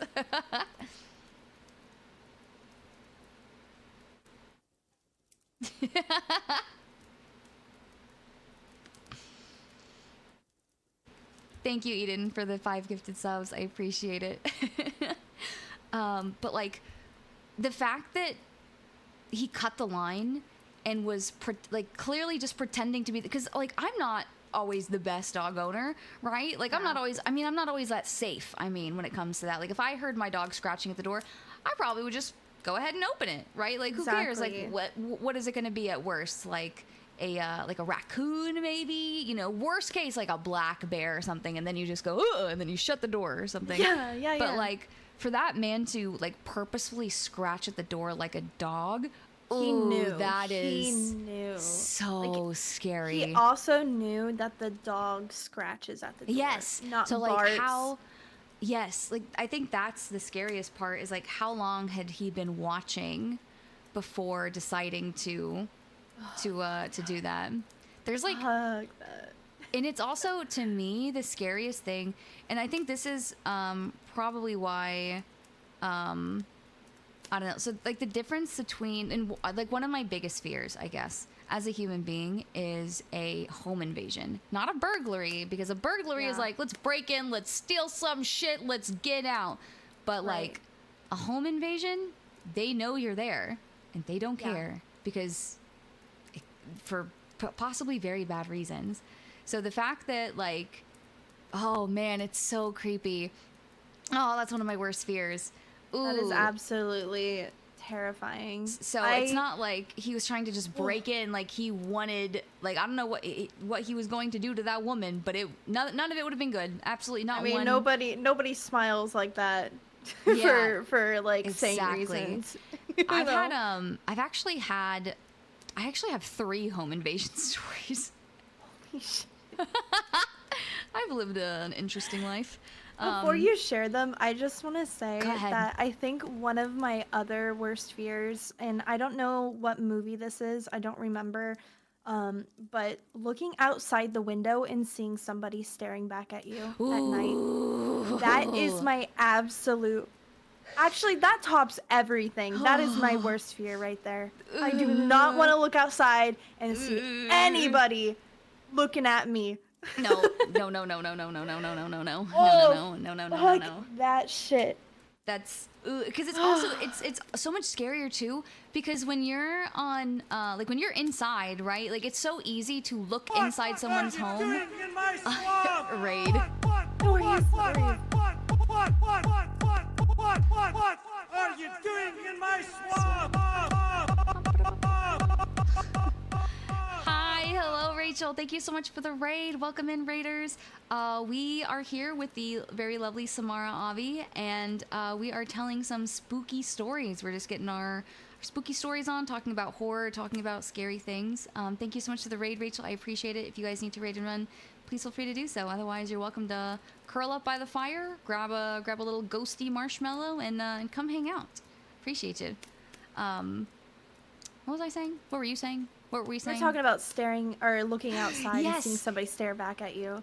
Yes. Yeah. So like, because like if you're standing outside, especially at like night, you know, it's like if you have any of the lights on in your home, it's so easy. Like you can't tell if anyone's looking at you. Ooh, Exactly. like there's like okay. I think we're both just like goosebumps, dude. Yes. Goosebumps It's like to the max.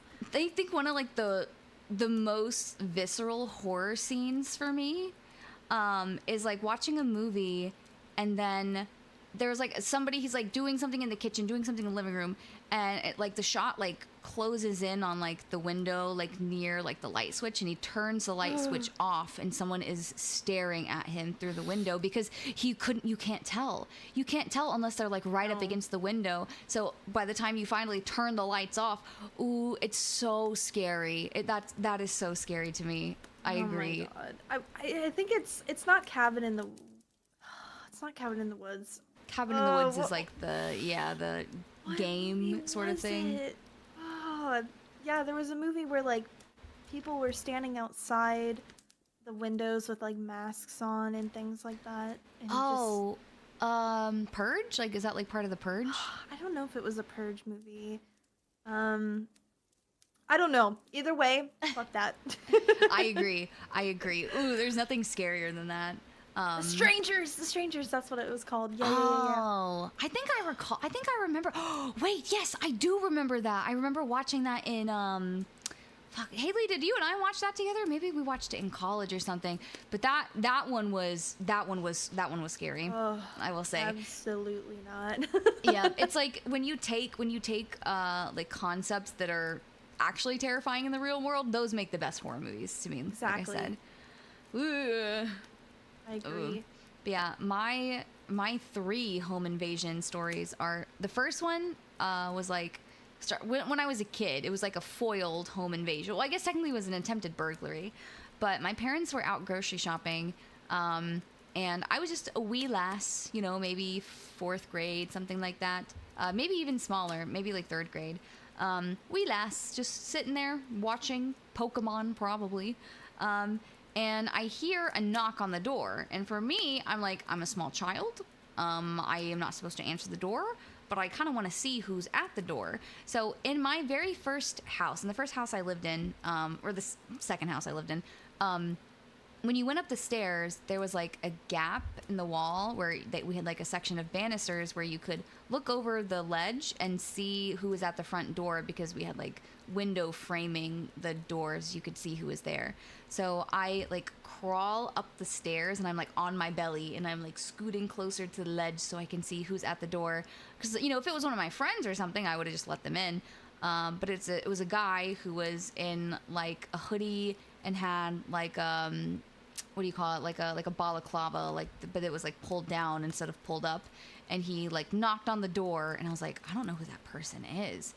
And then he waits and he's like peeking, he's like looking kind of like in the house, and then he knocks on it again. And then I'm like, okay, there's still nobody home. And then he starts like jiggling the door handle, and then like nothing's happening. So he starts picking up the the mat in front of the door to see if there's like keys. And then he goes and he like jiggles the door handle even harder, and he like steps back like he's going to try kicking in the door, and then he looks up and he makes eye contact with me. It's like, ugh. And I was I like immediately like scooted out of view, and I was like, oh my god, I'm about to die. And then when I like scoot back to check if he's still trying to break in, he left. So that was my first experience. Oh my god. With something like that. But at least, I mean, he probably saw, I was like, oh shit, there's like a kid in here being he just wanted to steal stuff, which, you know, what, you know, fine. At least go steal from a corporation instead of a family, I guess. Yeah, seriously. It's fucked up, man. But yeah, at least he left, I guess. Yeah. And then the second time was when I was in college, and so everyone was gone. So I subleased an apartment from someone for the summer, and it was like a 4-4, so everyone had their own bedroom and their own bathroom, but all of her roommates were gone for the entire summer, so I had the entire place to myself. So I was just subleasing this room, and I was like, since I was living on my own for the first time, I got one of these like really cheap like alarm systems that like, I mean, it didn't connect to anything, but it like had like a little sensor by like the door frame and a sensor for the door, so that if you took it away from the door, then it would like go off, right? Unless the alarm was turned off. So one time I'm like, it's like 3 a.m. I remember very specifically, I'm playing Fallout 3 on my PlayStation 3, 4, or something like that in the living room. And all of a sudden, I hear the door alarm go off. It's 3 a.m, and I'm like, oh shit, 3 a.m? Okay, that's prime break-in time. So I like let out. This is also how I figured out that when I scream, it's not like a cute horror, like high-pitched girl scream. It is like a very manly, like it literally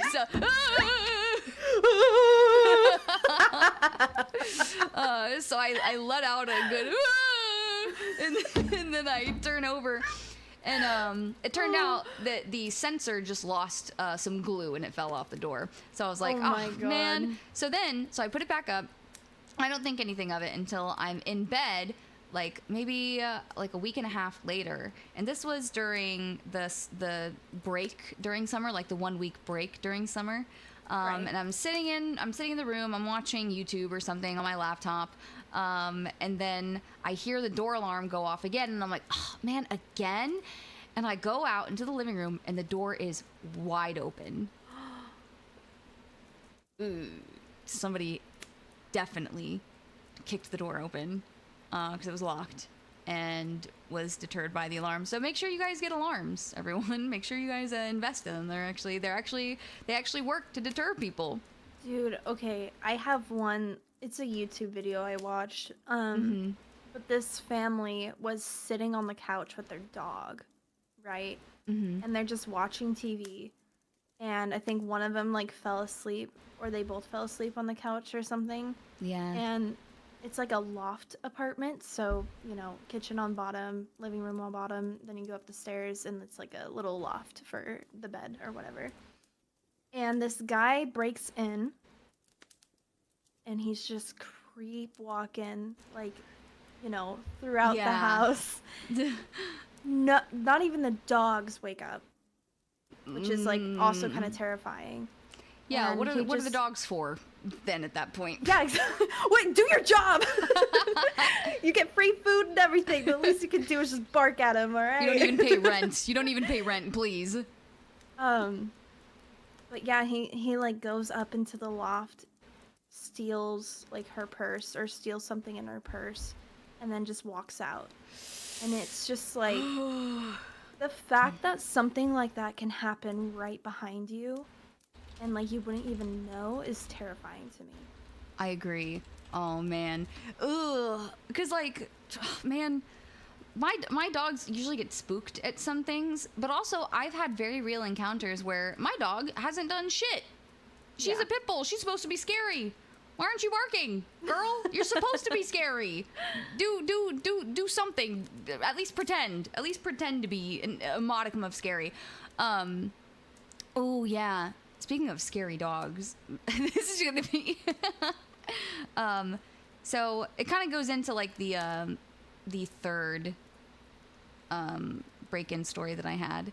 So in 2019, something like that, 2019, 2020, I had an apartment in Atlanta, and at the time, my roommates, this was like during COVID, and so I started a job 2 weeks right before the lockdowns happened.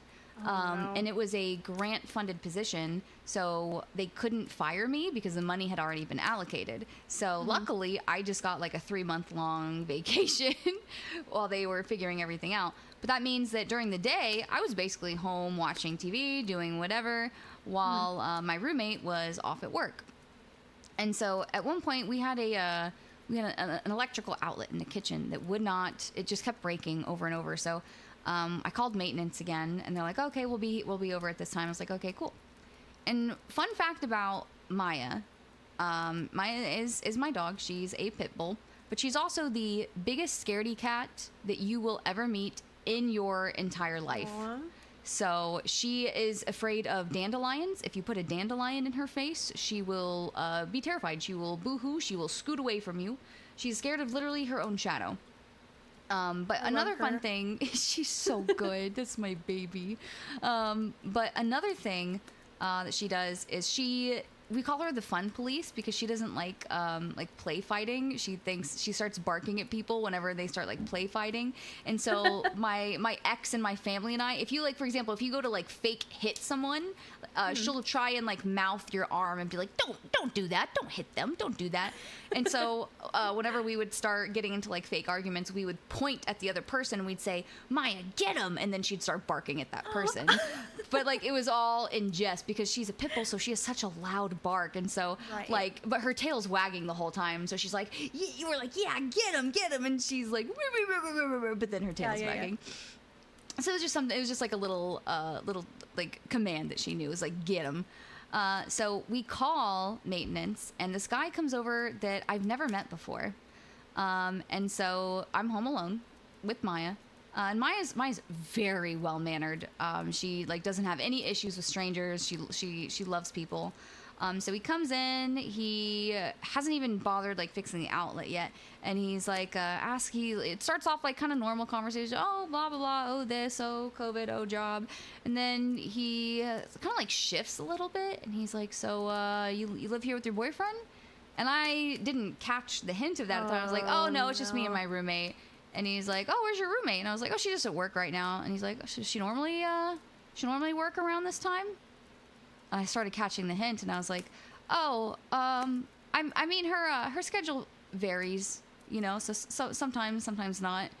And then he was like, he started saying, it's like, "Oh, you know, it's you got to be careful, you know, beautiful young woman like yourself, all alone." God. He literally said something like that, and he just kept like putting it on.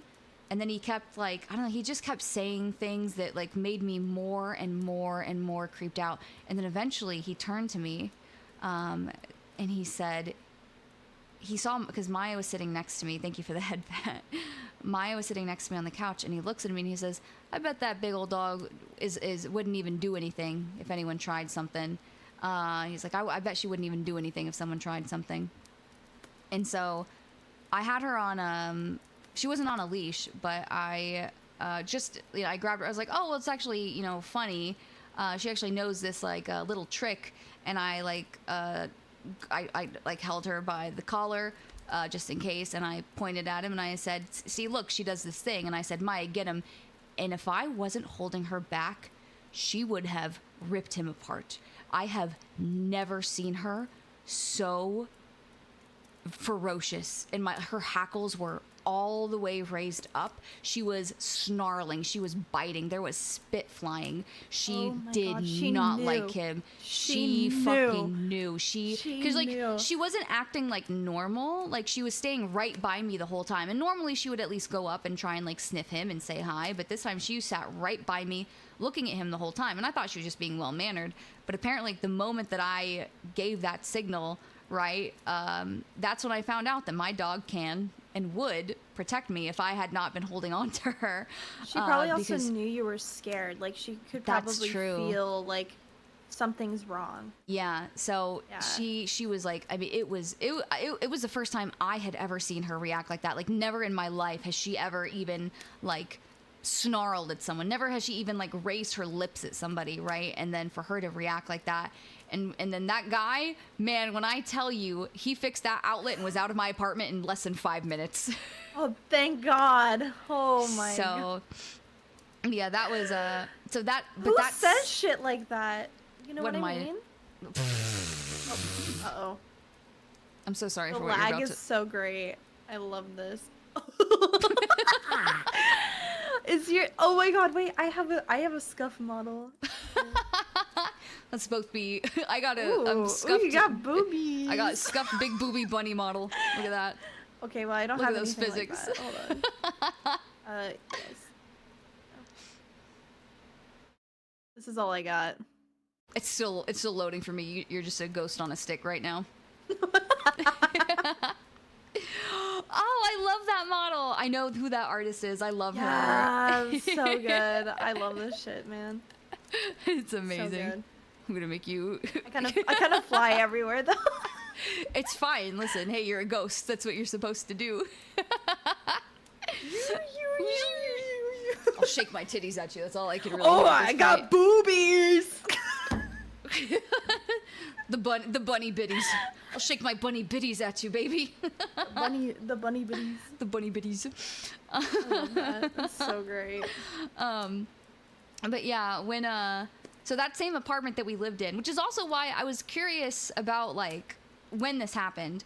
But at one point, Right. my friend and I, my friend from Florida, because I subleased my room in that apartment to like a high school friend, and then I was in Florida for like a good bit of that time. You'll load in here in just a second. There we go. I'm so sorry. Oh no, have at it. There we go. But yeah, so I subleased that to like our high school friend, and then, but I guess my roommate at the time and the person I was subleasing the room to were gone. So we were just going to, or maybe we hadn't even subleased. Anyway, so my friend and I, we are driving up from Florida while my roommate was going to be out for like, she went home for like the holidays or something or somewhere. And we were going to use the opportunity to take our dogs hiking because like we had really good hiking trails in the area. So we get up there, we load up the dogs, we like go into the apartment, we like set everything down, we load up, and then we head back out. And we had like a more sophisticated alarm system at that point. But so we leave, we come back, and all of a sudden the door to the apartment is ajar when we get back. When we get back, it is like almost 1:30 in the morning. So we're like, that's a little suspicious. So I get Maya and she gets her dog out of the car. We go up in there, and we hadn't had cell service for a very long time because we were like, I literally had my phone on like on airplane mode because there was no point. We were just like using our phones to like take photos and stuff or whatever. Right. And my friend was using her phone for GPS because my phone had less batteries. So we get in there and we open up the door, and it doesn't look like anything's wrong. And I'm like, did I just forget to lock the door or something? But so we look around, and it's like it doesn't look like anything's like necessarily missing. But I turn my phone off of airplane mode, and I have like 70 missed calls from my dad and also from the alarm company because somebody did indeed break into our house, our apartment while we were gone because they saw two women, I guess, go in there because nobody had been in there for a while, but we like loaded up and everything, so they saw us. So I've had my apartment broken into twice, but attempted once. Crazy. I hate that. Yeah. I hate that. That is honestly so terrifying. Yeah. I lived in kind of a crappy neighborhood growing up, and though we've never had anybody break in, we had, I guess, a lot of pranksters that would come by and do some things. I remember one time they slashed my parents' tires on both of their cars. Another time they broke my brother's bedroom window. And I remember the Dang. final time being terrified. I was little, and they threw a bag of flaming shit at our porch light, broke that, and then it landed on our door. And I remember being so scared. Oh, because I was just like a little kid, you know, at the time. Of course. And everything's so much scarier when you're a little kid. Yeah, and it happens in like the middle of the night too. So it's like what do these people want? You know what I mean? Oh. So I told my dad, I remember freaking out. I'm like, Dah! Oh no. Oh my god. Something's happening. What is going on with your s'mores? It's attached to my tail. The tracking's attached to my tail. I don't know how to fix it. Crazy. It's going crazy. She's going kind of crazy style, actually. Kind of crazy style. She's bouncing on it Kuwaiti style. But it's For okay. real. How do I need to like time my grab it? There we go. It's a game, really. Yeah, that is scary. Ooh. Yeah. Especially like, I don't know, there's something so menacing about slashing your tires because like, I don't know, like you can't get away. Yeah. You know what I mean? I think that's very menacing. I don't like that at all. It's also really fucked up because it's so expensive. God, it's so expensive. The last time I had to replace my tires, so I went from living in Florida, which was incredibly hot, incredibly humid, and I lived there for a while, and to living in Colorado, where it was incredibly arid and incredibly cold, right? So, and I would go back and forth between Colorado and Florida multiple times a year. So one time I went to go get my oil changed, and I had like a teeny tiny oil leak. So I went to go get my oil changed and fix the leak in Florida, and I went there, and the guy called me after I dropped my car off, and he's like, I was expecting him to give me like a quote or whatever, and he says, "Ma'am, you said you live in Colorado, right?" I was like, "Yeah." He said, "You're gonna drive back there with this car?" I said, "Yeah." He goes, "Ma'am, in good faith, I cannot release your car to you with the tires that are on it." He's like, "I cannot give you your car back unless you replace these tires." He said, "Ma'am, all 4 of your tires are dry rotted and 3 of your tires are cracked. Not to mention the one tire that is warped for some reason. It had like a bubble in it, like on the inside." Oh my god. So he's like, "I cannot give you back your car unless you agree to get new tires." Well, at least that's good because, I mean, like, you would have been stranded on, like, a road. I would have for sure. I would have risked it. I definitely would have One of risked those it. tires would have popped, Bishi. You're not wrong. You're not wrong. But that's when we get to find out exactly how long a spare lasts. And then once the spare tire goes, you know what I mean? No, you're me for real, though, because I remember I had this car for 4 years, and I didn't replace the tires on them, like, ever. And, it was funny because they were literally like bald. Like there was no grip on that shit. Like definitely would have gotten in trouble had I not traded that car in. Yep. So, oh my god. That is It's initial D drifting, you know, through the streets.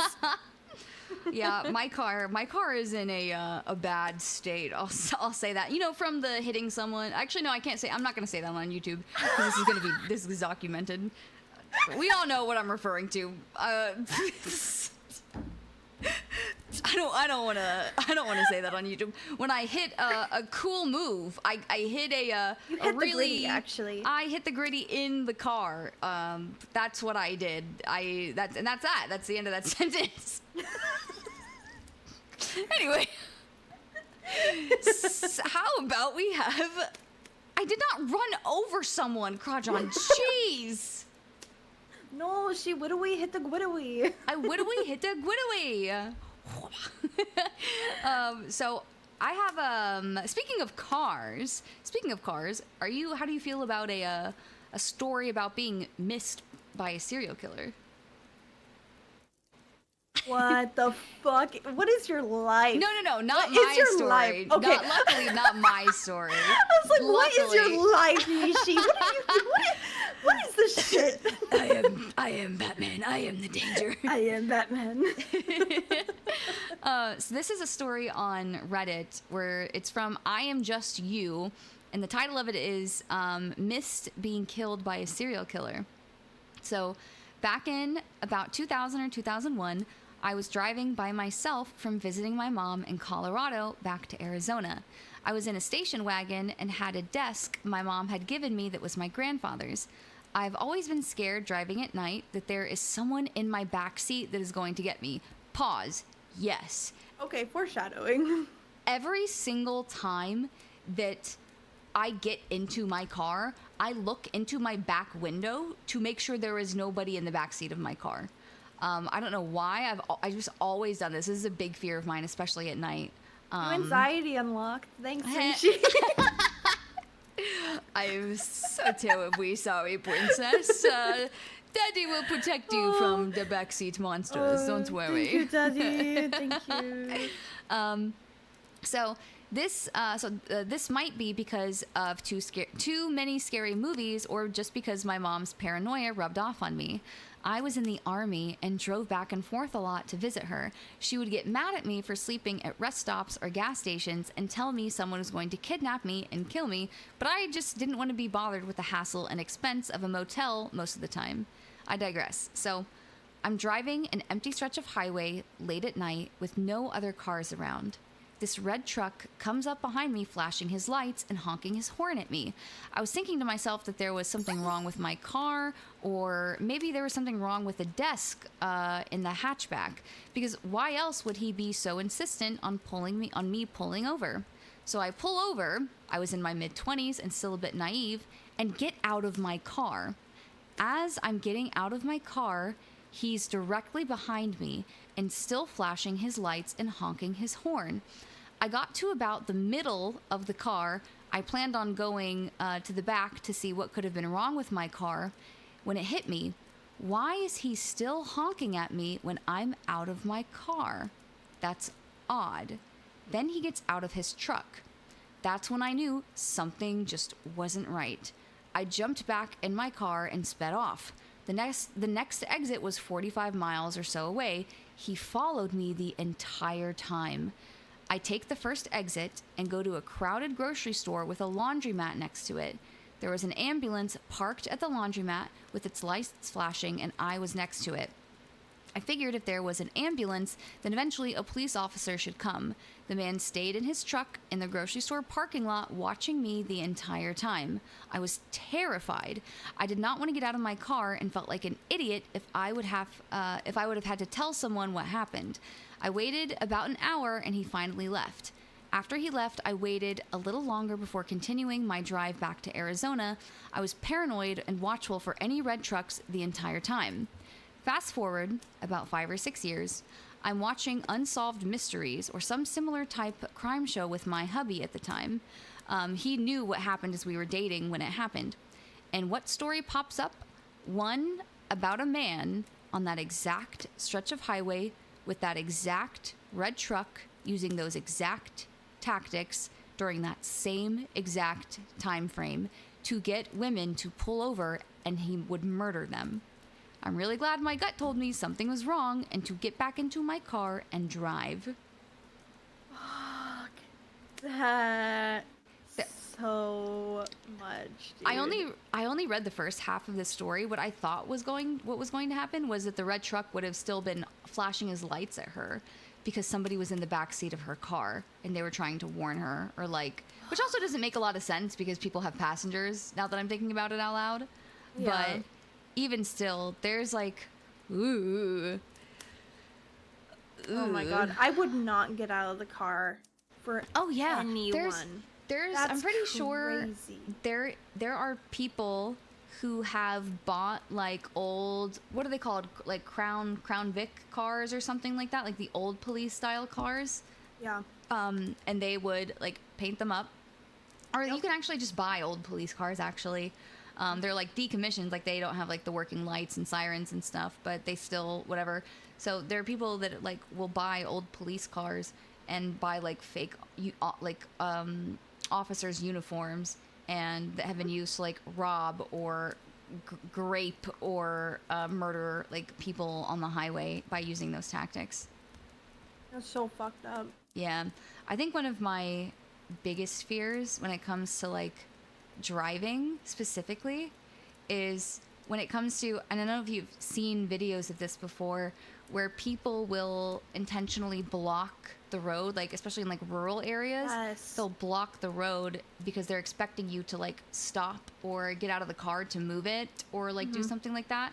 And then there's like 10 people hiding in the bushes waiting for you to stop the car so they can pull you out. Have you seen one of those videos actually where it was just like that, but it was on a bridge? Yes, it was on the bridge, and he had to like reverse. I don't remember if he reversed or if he pushed through. I can't remember. But There was one where it was like an on-ramp, and he pushed through, and he just straight up hit their cars, just said, fuck it. I've seen, and then there was both one, of those. Yeah, the other one, I think he had to like reverse. He reversed, and you could see the people like coming There's into. literally like 15 people. Ooh, that is what terrifies. That is what terrifies me, especially not even just for me, but like if I have like my dogs in the car, I am the most careful driver. I'm not taking any chances. I'm not doing anything. That's crazy. Yeah, I think that's kind of why I don't want to like ever drive alone at night. You know what I mean? Like at odd hours of the night, because I get so scared that something like that's gonna happen, because like I don't know what to do in that instance, because I'm a broke bitch, and if I hit somebody's car. Oh man. Oh my god. Yup. Ugh. Also, like dash cams, like I feel like you should have a dash cam no matter what. You should have a dash cam. I mean, it's just good, like, it's good insurance for no matter what. Like, so I have a dash cam, but the issue with my car is that my, like, power center that's, like, you know, in the front of the car doesn't work.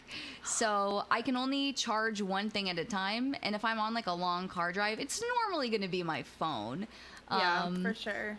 So I have one, which at the very least I hope would like deter people, because maybe they think that my dash cam is running, but I don't know. It's but I do. Yeah, I've seen some crazy dash cam footage. Princess needs a power bank. Okay, so I have the worst history of things blowing up, like batteries like swelling and blowing up. Oh no. Because I had an old Samsung phone and it was affected, you know, like the Samsung battery. Do you remember when that was like a big thing? People were like, your Samsung battery could the Note like 8, explode. I think yeah. It was, yeah. So I had I like actually an old... used to repair phones, by the way. Oh really? Yeah. That's so funny. So I've touched a lot of swollen That lithium scares batteries. me. How are you not terrified doing that? I mean, I am. I'm scared that I'm going to, because like that's what we would do, right? Is like a lot of people's batteries go bad and they literally inflate like a pillowcase, and you have to like somehow get the battery disconnected, and then there's like sticky adhesive on the back to stick it to the back of the phone, so you have to like heat it up, which is also scary because you're applying heat to a battery, and then you have to basically stick like a little plastic wedge underneath and just pry it off. It's cry it off. Yeah, it's it's scary, princess. Princess is very scared actually. Yeah, so I had a solar powered power bank. It was like a really big one because it was supposed to be used for like camping. It could power like up to like 6 to 8 devices, and it had like a flashlight on it. It was like a camping one. But apparently when you leave it on your dashboard in the middle of summer where it's constantly getting light, the battery perhaps is too much for it. It's too powerful for the battery, and it swells up. So I did have that. And it was terrifying because I never know what to do with them. Like when they get swollen like that, I'm like, who do I give this to? I don't think I can just put this in the trash. Like, do I burn it in the middle of the woods? Do I I have to like go? I know there's like electronic recycling centers that like will take stuff like that, but I like.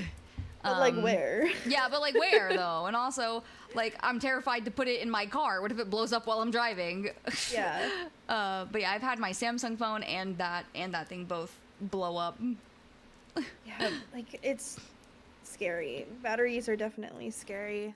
I'm good. I've seen them catch on fire. Yeah, when they catch on fire, it's crazy. Yeah. So, speaking of driving, next little segue. Do you have any, like, you know how, because I know, like, a lot of crimes happen, like, you know, at home, like in your home territory, a lot of like murders or people that you know, stuff like that. But, you know, it also is, one population of people who's like a big target are tourists. Like when you go on vacation somewhere, right? There's always a possibility, especially if you're like going somewhere, like there's always a possibility of being abducted or something if it's like a really big touristy town, things like that. Do you have any like scary experiences or things like that from when you've gone on vacation somewhere? I'm trying to think. I mean, I guess like I haven't gone like too much like travel wise. I mostly stick to the West Coast. I haven't even been to the East Coast, which is crazy. Come visit me. Yeah. And but I do go to this one island because my family we scuba dive actually. Oh, that's so fun. Yeah, it's a lot of fun, and it's called Roatan, right? Oh. It's like an island off of Honduras, and it's beautiful. By the way, I love it there. I don't really have too much of like a story, I guess, of being I guess like anything creepy happening. I just know like last time I was there, this is post-COVID, I just saw like a lot of their basically like their military, I guess, out on the streets with like guns and stuff, and like I mean that can't be scary. Yeah, I guess that's just kind of like a reality check where it's like, oh my god, like I am in a super touristy area.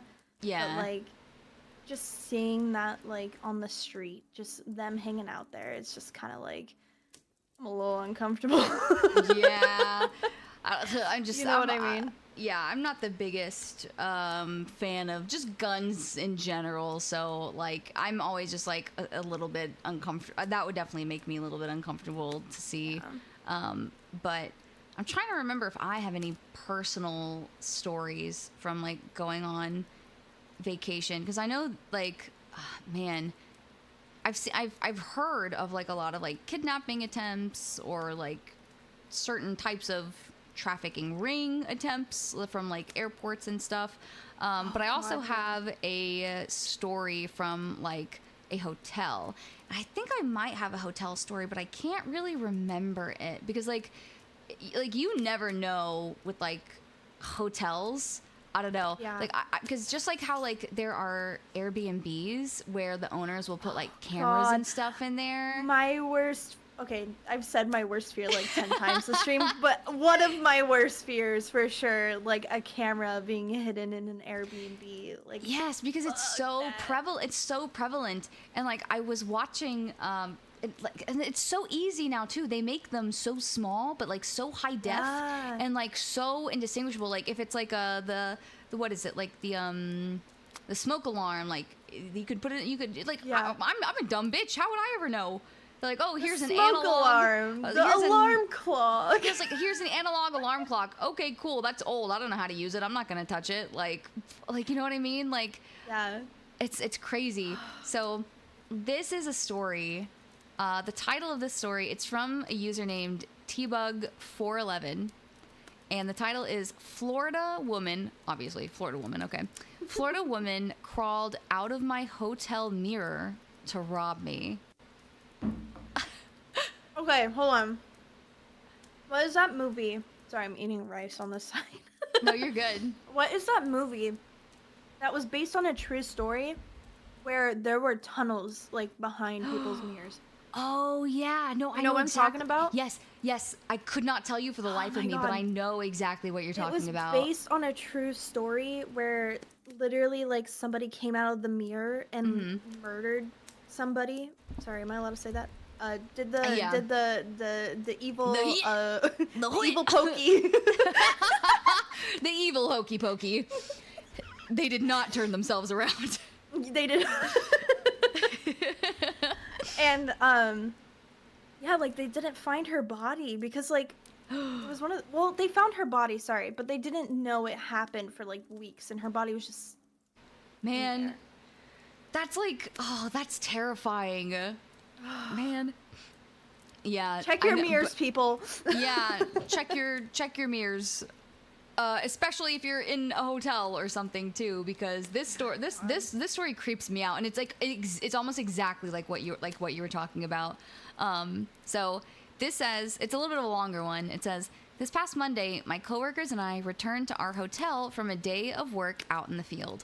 Rebecca and I walked to our rooms, and as we stood outside of our rooms, I opened mine and I saw someone in the bathroom. I said, "Hello?" Nobody answered. My first instinct was that it was a cleaning lady in there for some reason, and then I saw my bag with my clothes in her hand. I said to my coworker, "There's a woman in my room."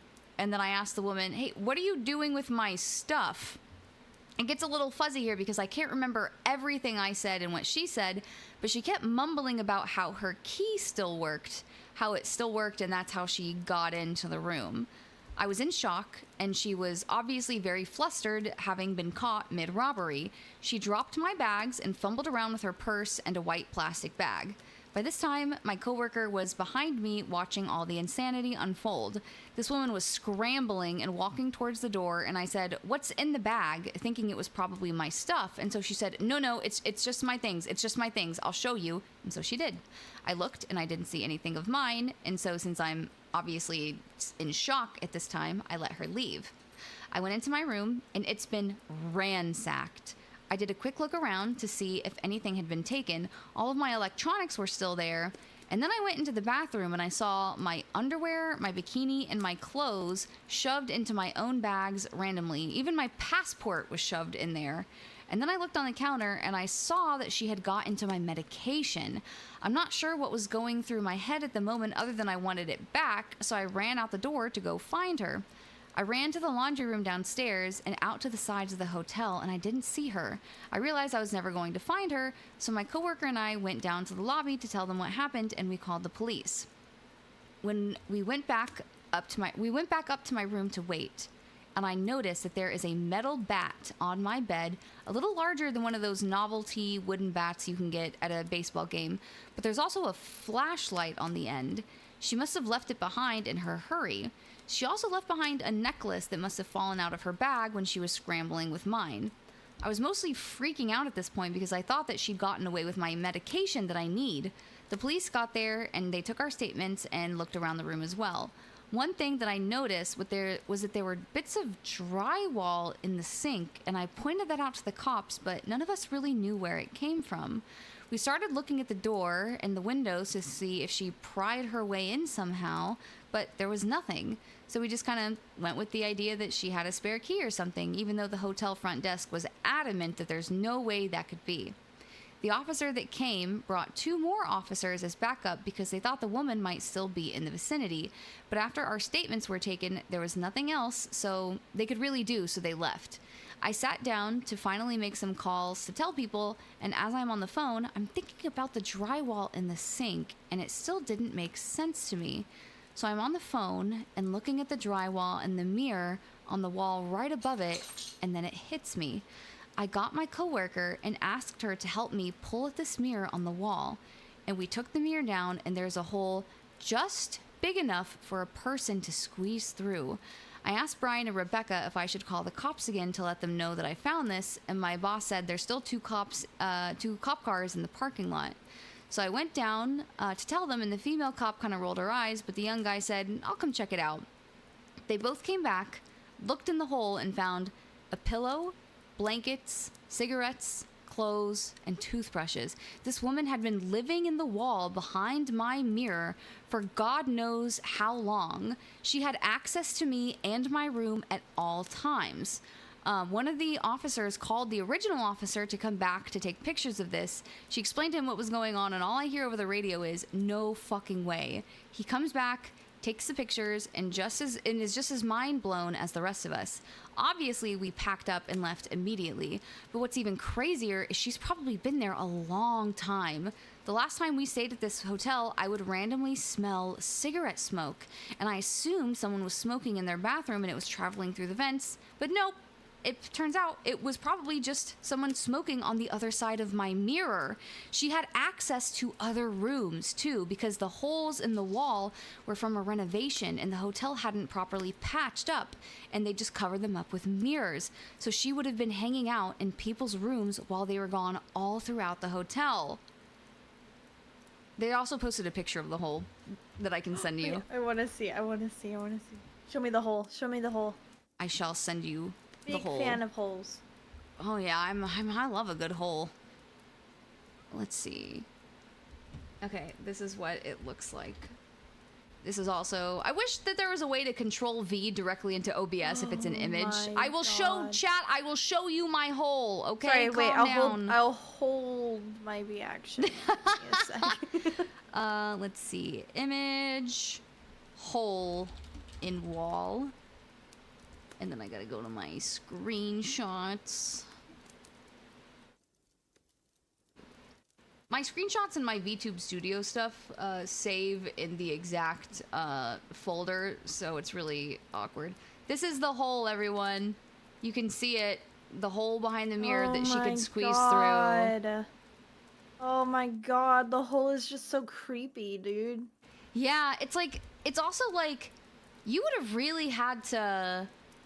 Man, like, how did she pay for like one single night? How did she even figure this out? She could have paid for a night and like, because they usually give you like, what, 2 keys? Or you can easily lie and be like, I need 2 keys, right? Yeah. And then like be like, oh, I lost one of them. And give the other key back to, sorry, I'm like telling people how to do it. Here, okay, step Listen. 1, do this. Samara's WikiHow. Listen, okay, listen. Anyways, probably just been like, yeah, I lost one, my bad, oopsies, and then, yeah, snuck But like, in. how did she even know that this existed? Like, even if she rented the room, like, she just took down the mirror randomly? Like, how did she know? This is like a criminal mastermind level thing. Also, 1, Hex, that is not okay with me, actually. Go back to your little hole, Dalmatian dick. That's a reference that I would take too long to explain.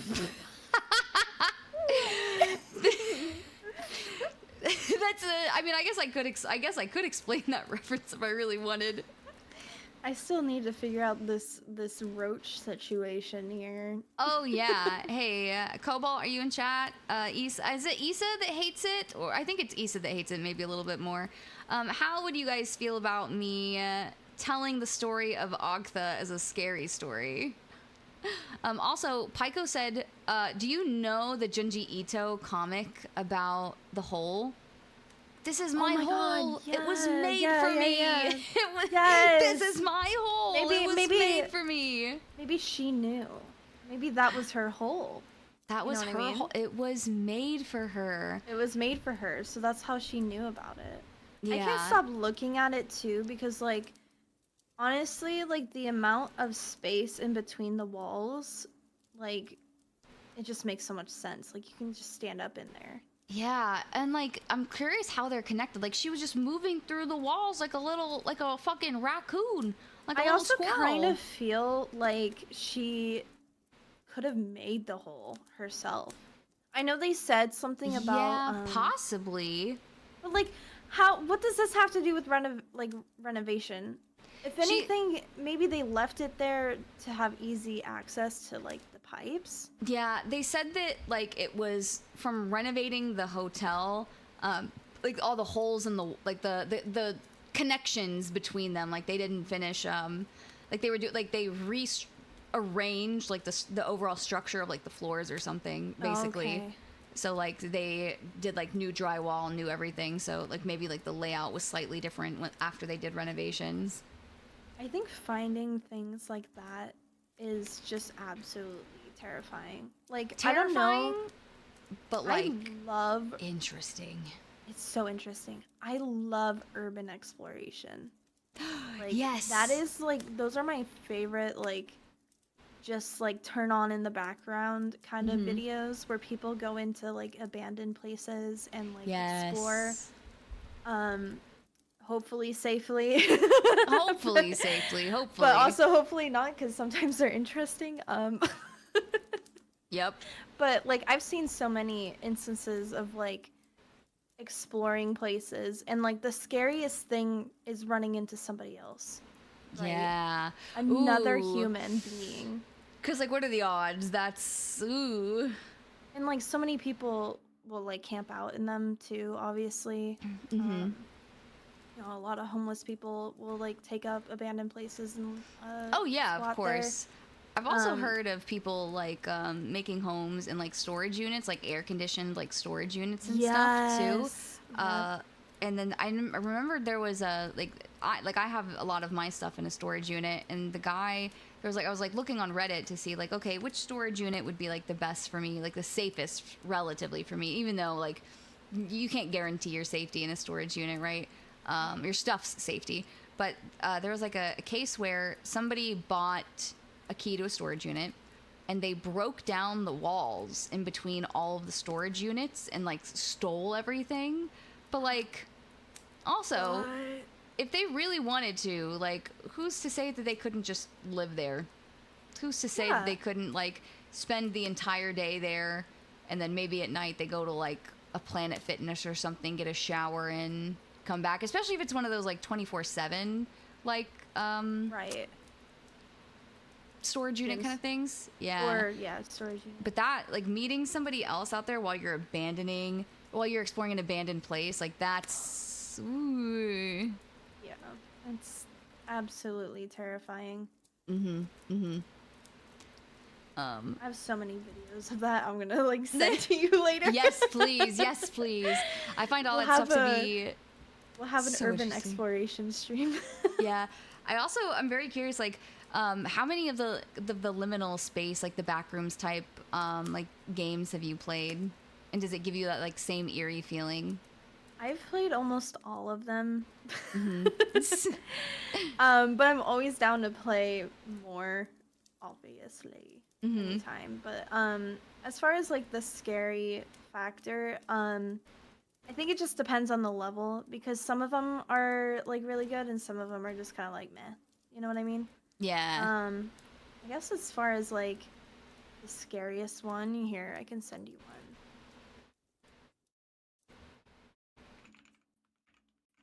Human mimics will fear. Skinwalkers. I mean, probably not great. I think that kind of goes in line with like the kind of like alien-ish kind of things. Human mimics.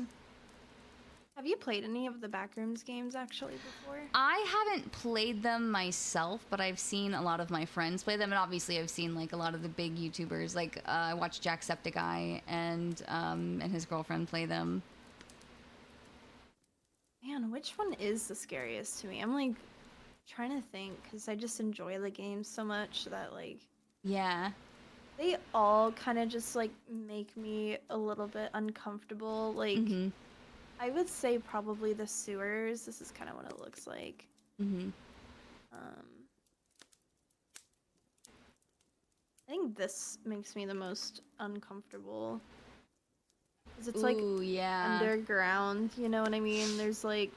Oh, for sure. This very much gives like the same vibes of like... I don't know, like if this were a basement, I would be running up the stairs on all fours to get up as fast as possible. Yeah. It's like a Fallout bunker. Like, let me show the chat, give them the treat. Abandoned Fallout bunker is what the vibes are. I think those are the scariest for me. Yeah, there's also like how do you guys feel about that, chat? Huh? I guess feel about a space like this. You feel good about it? Because this very much reminds me of like a section of the back rooms. I think it was the back rooms, right? Or like something that has like a monster or something in it. This is in Escape the Backrooms. Oh, okay, This is that actually the reminds me. moth area. Yeah. But there's what was I gonna say? I don't know. No thought. Sometimes I have thought and then thought, woo, right out of brain. I think the woods at night is also something that just makes me really uncomfortable. I feel like that makes everybody uncomfortable. It definitely does. Like, just because of like one, just like the sheer like expanse of space, like in the woods. I don't know. It's like everyone. I don't know. Even camping sometimes at night, like you still get, because I've heard some like creepy camping stories too, from like I don't know, especially when you're camping somewhere and like your campsites are supposed to be like very far apart, because sometimes you go camping somewhere and your campsites are like, you can clearly see them, 30, 40, 50 feet away, and then you have other ones where it's like, yeah, they're separated by like a full quarter mile or something. So now I've seen some I've read some very creepy stories from people who have like gone camping, and people were like crazy. There's also I think they might have mentioned this story in like The Gift of Fear. I don't know if you've ever read that book, but they have a I'm trying to see if I can find, there's a certain they have a PDF of it. Beautiful. There's a certain story within The Gift of Fear. The Gift of Fear basically talks about how trusting your gut and your intuition, like there will be a lot of times that we don't know that we know things, but our bodies do. So if you're like asking, for example, they're like, yeah, I don't know who could have possibly if I don't know, like killed my cat. I don't know who could have possibly keyed my car, and like you'll. There's this guy who's saying like he'll interview these people who like they can't seem to get any traction, and they'll just like bring something up randomly that has no topic, it has no relevance to the conversation, and they're like, why did you bring that up? I'm like, oh well, I mean, I don't know. And I was like, I think you do know why you randomly brought up your neighbor from 3 houses down who like acted a little funny like 17 nights ago, or I don't know, like some random thing. It's like it's just our intuition telling us. And there's this one story in here that gives me the creeps every single time, because it is about a girl who escapes from a serial killer. And I want to find it, but also I could probably send you a story to read so that you can read some out loud. Man. I'm not gonna lie, I'm the worst at reading things. I don't mind if you want me to read. Your voice is beautiful, and I enjoy listening to it. I feel like if people were to listen to me, they'd be like, "Oh my god, this is so hard to keep up." You have such a cute voice. But I can't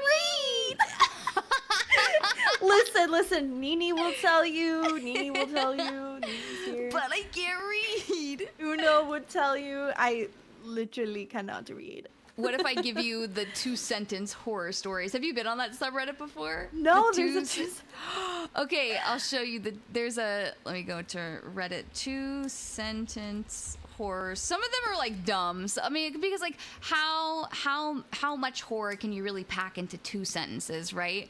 But this one, I'll read off like some of the top of all time ones. So the top winner, the winner says, all my life, my parents have told me not to open the basement door, but I got curious and disobeyed them. What is that glowing ball in the sky, and why does it hurt my eyes? That's it. That's the 2-sentence horror. So it's like 2 things that are like completely different, but like, it's like it forces your brain to come up with a story. Yeah, exactly. Wow. So like the second one says, when the kidnapper made me guess where he kept my daughter, I went for the basement, and he said, correct, allowing me to see her. But when I found her severed head in there, I learned that every other choice would have been correct as well. Like, that's like, these are like... Whoa. Yeah. Like, these are some big brain sentences right yeah, here. like you really have to put on your thinking cap to get these ones on. But they're really easy. So here, I'll send you I'll send you this link, and if there's like anything while I peruse through the Gift of Fear and this other one, since we were talking about serial killers, let me see. This is one where it's a real documented serial killer, and probably, you know how like sometimes you hear stories about people doing the dumbest things that somehow work in their favor, like, or like, you know how they say like being rude, or like being unexpected is oftentimes what can cause serial killers to lose interest. Like if you do something that's like out of the ordinary, not what they're expecting, it's not normal, then they're like, I don't know, I can't really predict how this is gonna turn out, or something like this. So this is a story by Yep, It's Kate from Reddit, and the title of this one is "I Told a Serial Killer to Fuck Off." So this one says, in 2006, I was a college student at ASU. I lived in an off-campus apartment on the ground floor, and it was a block off a major street here in Phoenix called Baseline. These details are important. In the summer of 2006, Phoenix, Arizona was plagued by 2 serial killers. One was the Phoenix shooter, who ended up being a team of 2 guys randomly shooting people, and the other was the Baseline killer, a rapist, because we're on YouTube, and murderer. Having 2 serial killers put the entire city on edge, and everyone was talking about it. I even saw articles in Time or Newsweek about the situation. So, the fall 2006 semester had just started. Now, you may have heard this, but Phoenix is hot in August. It would get stuffy in my apartment, and so I'd leave the window cracked a little because the morning air is nice. The blinds provided visual cover. Anyways, one morning, a strange sound woke me up. It was the crack of dawn, 4:45 a.m., and the sun was just barely coming up. It was a sound of someone lightly tapping on the window. It seemed intentional. In my tired state, I figured it could be a bird or some branches or something trivial. Tap, tap, tap. Silence. After about 90 seconds of nothing, the tapping returned, and it was absolutely purposeful. I was positive it was a human producing this noise. I thought it was my boyfriend, who thought it was cute to try and scare me sometimes. I decided I'd be a bit of a brat and make him wait, but I was also getting really angry. How dare he pull a prank when I'm trying to sleep? It's 4:45 in the morning. This is just like him. I'm gonna give him a piece of my mind about disturbing my sleep like this. Tap, tap, tap. At a certain point, I got up to get a glass of water, still being in the mindset of wanting to annoy my stupid boyfriend who thought this would be funny. But I saw some movement through the slit in the blinds, and I marched over and yanked the blinds so I could see. Definitely not my boyfriend. I very loudly said, "What the fuck?" He sort of seemed taken aback by my anger, but only slightly. The man I saw will be with me forever. Or more specifically, his eyes and the feeling they gave me were honestly and intensely creepy. Words cannot do justice to how terrifying his eyes were. They looked like black orbs with no white in them. Absolutely predatory. When I see pictures of Ted Bundy or Charles Manson, that's exactly what he looked like. Even if you saw a picture of how they looked, it's different when you experience it in person. It completely floored me. Something about this man was profoundly wrong. He was crouched down like an umpire. He had on dark pants, a dark purple shirt, and a dark Nike hat. He had dark skin. I thought he was Hispanic, but later I found out he was a light-skinned black guy. You'll find out how I learned his name later. Thank you guys for the 2,600 followers. I appreciate it. Let's go. Thank you guys. Thank you for the follow, Novim. So let's see. Blah, blah, blah. After I yelled, "What the fuck?" at him, he whispered, "Can I talk to you?" If you want to know how insanely creepy that is to hear, just whisper that sentence out loud to yourself right now. I talk to you? Ooh. It still sends chills down my spine when I think of how he sounded. His hands subtly moved towards his waist. I later learned that he would blitz attack his victims, and he probably had a gun. All that separated us was a mesh screen. Now, this is about a 3-second interaction at this point. For some reason, I thought of Ted Bundy and how he'd pretend to be crippled to target his victims. I thought of my mom telling me not to be nice to strangers. Don't be afraid to be a bitch. My thinking wasn't as calculated as all of that, but it was more the nano processing of how to deal with the situation. So when he whispered that, "Can I talk to you?" I started yelling at him, "Hell no! Get the fuck out of here, douchebag!" I shut the window angrily and locked it. I cannot overemphasize how incredibly irritated I was that this person had the audacity to disturb my sleep. I laid back down and wondered if I'd been too mean. What if he needed help? But that didn't really make sense. Why would he be like tapping and whispering if he was truly in trouble? I decided he was a creep after all. I was too annoyed to go back to sleep, but I sort of laid back down. I told my roommate about an hour later, and she sort of jokingly asked if it could have been the baseline killer. When she said that, my heart sank. Oh gosh, hang on, a raid. What are you doing in my swamp? Hi, Siren! Hello, you fucking adorable human being. Hello, you gooner. Hello, you fellow. Just, I love you so much. Welcome in, everyone. It's good to see you, Siren. Thank you so much for the raid. My name is Minamishi. I am your resident stinky skunk witch, baby back bitch, and variety streamer VTuber, and I am here with the very wonderful, the fantastic, the ghouly ghosty, I guess, Samara Avi, and we are just talking about scary stories, reading some spooky things from Reddit, telling some stories from our own lives. Samara, do you want to say hi? Hello, I'm Samara. Oh my god, I waved just in time. I think whenever somebody follows it, like, goes off or something. I don't know. But hello, everybody. My name's Samara, and yes, I'm a horror streamer. I am your backrooms baby back bitch. Yeah. So. just two baby back bitches.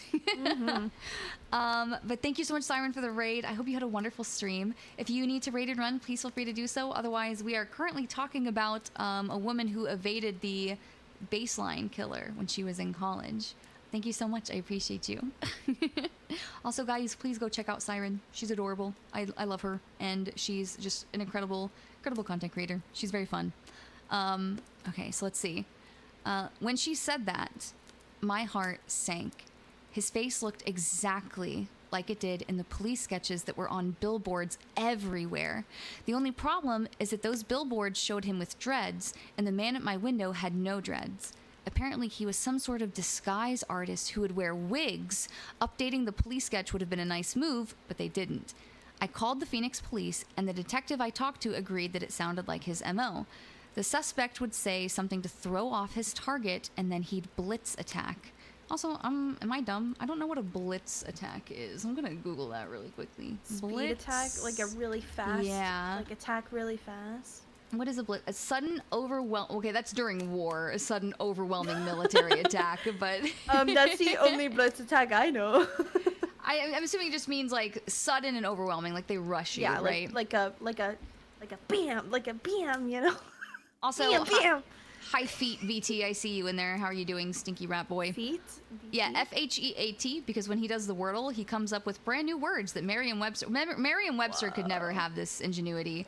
So let's see. So then the suspect would say something to throw off his target, and then he would blitz attack. The detective said that my angry response probably made me seem like too much of a hassle, and he moved on.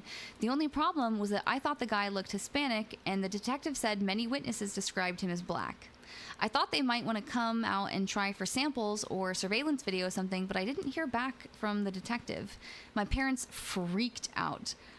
Then they got us knives, pepper spray, and they put up signs.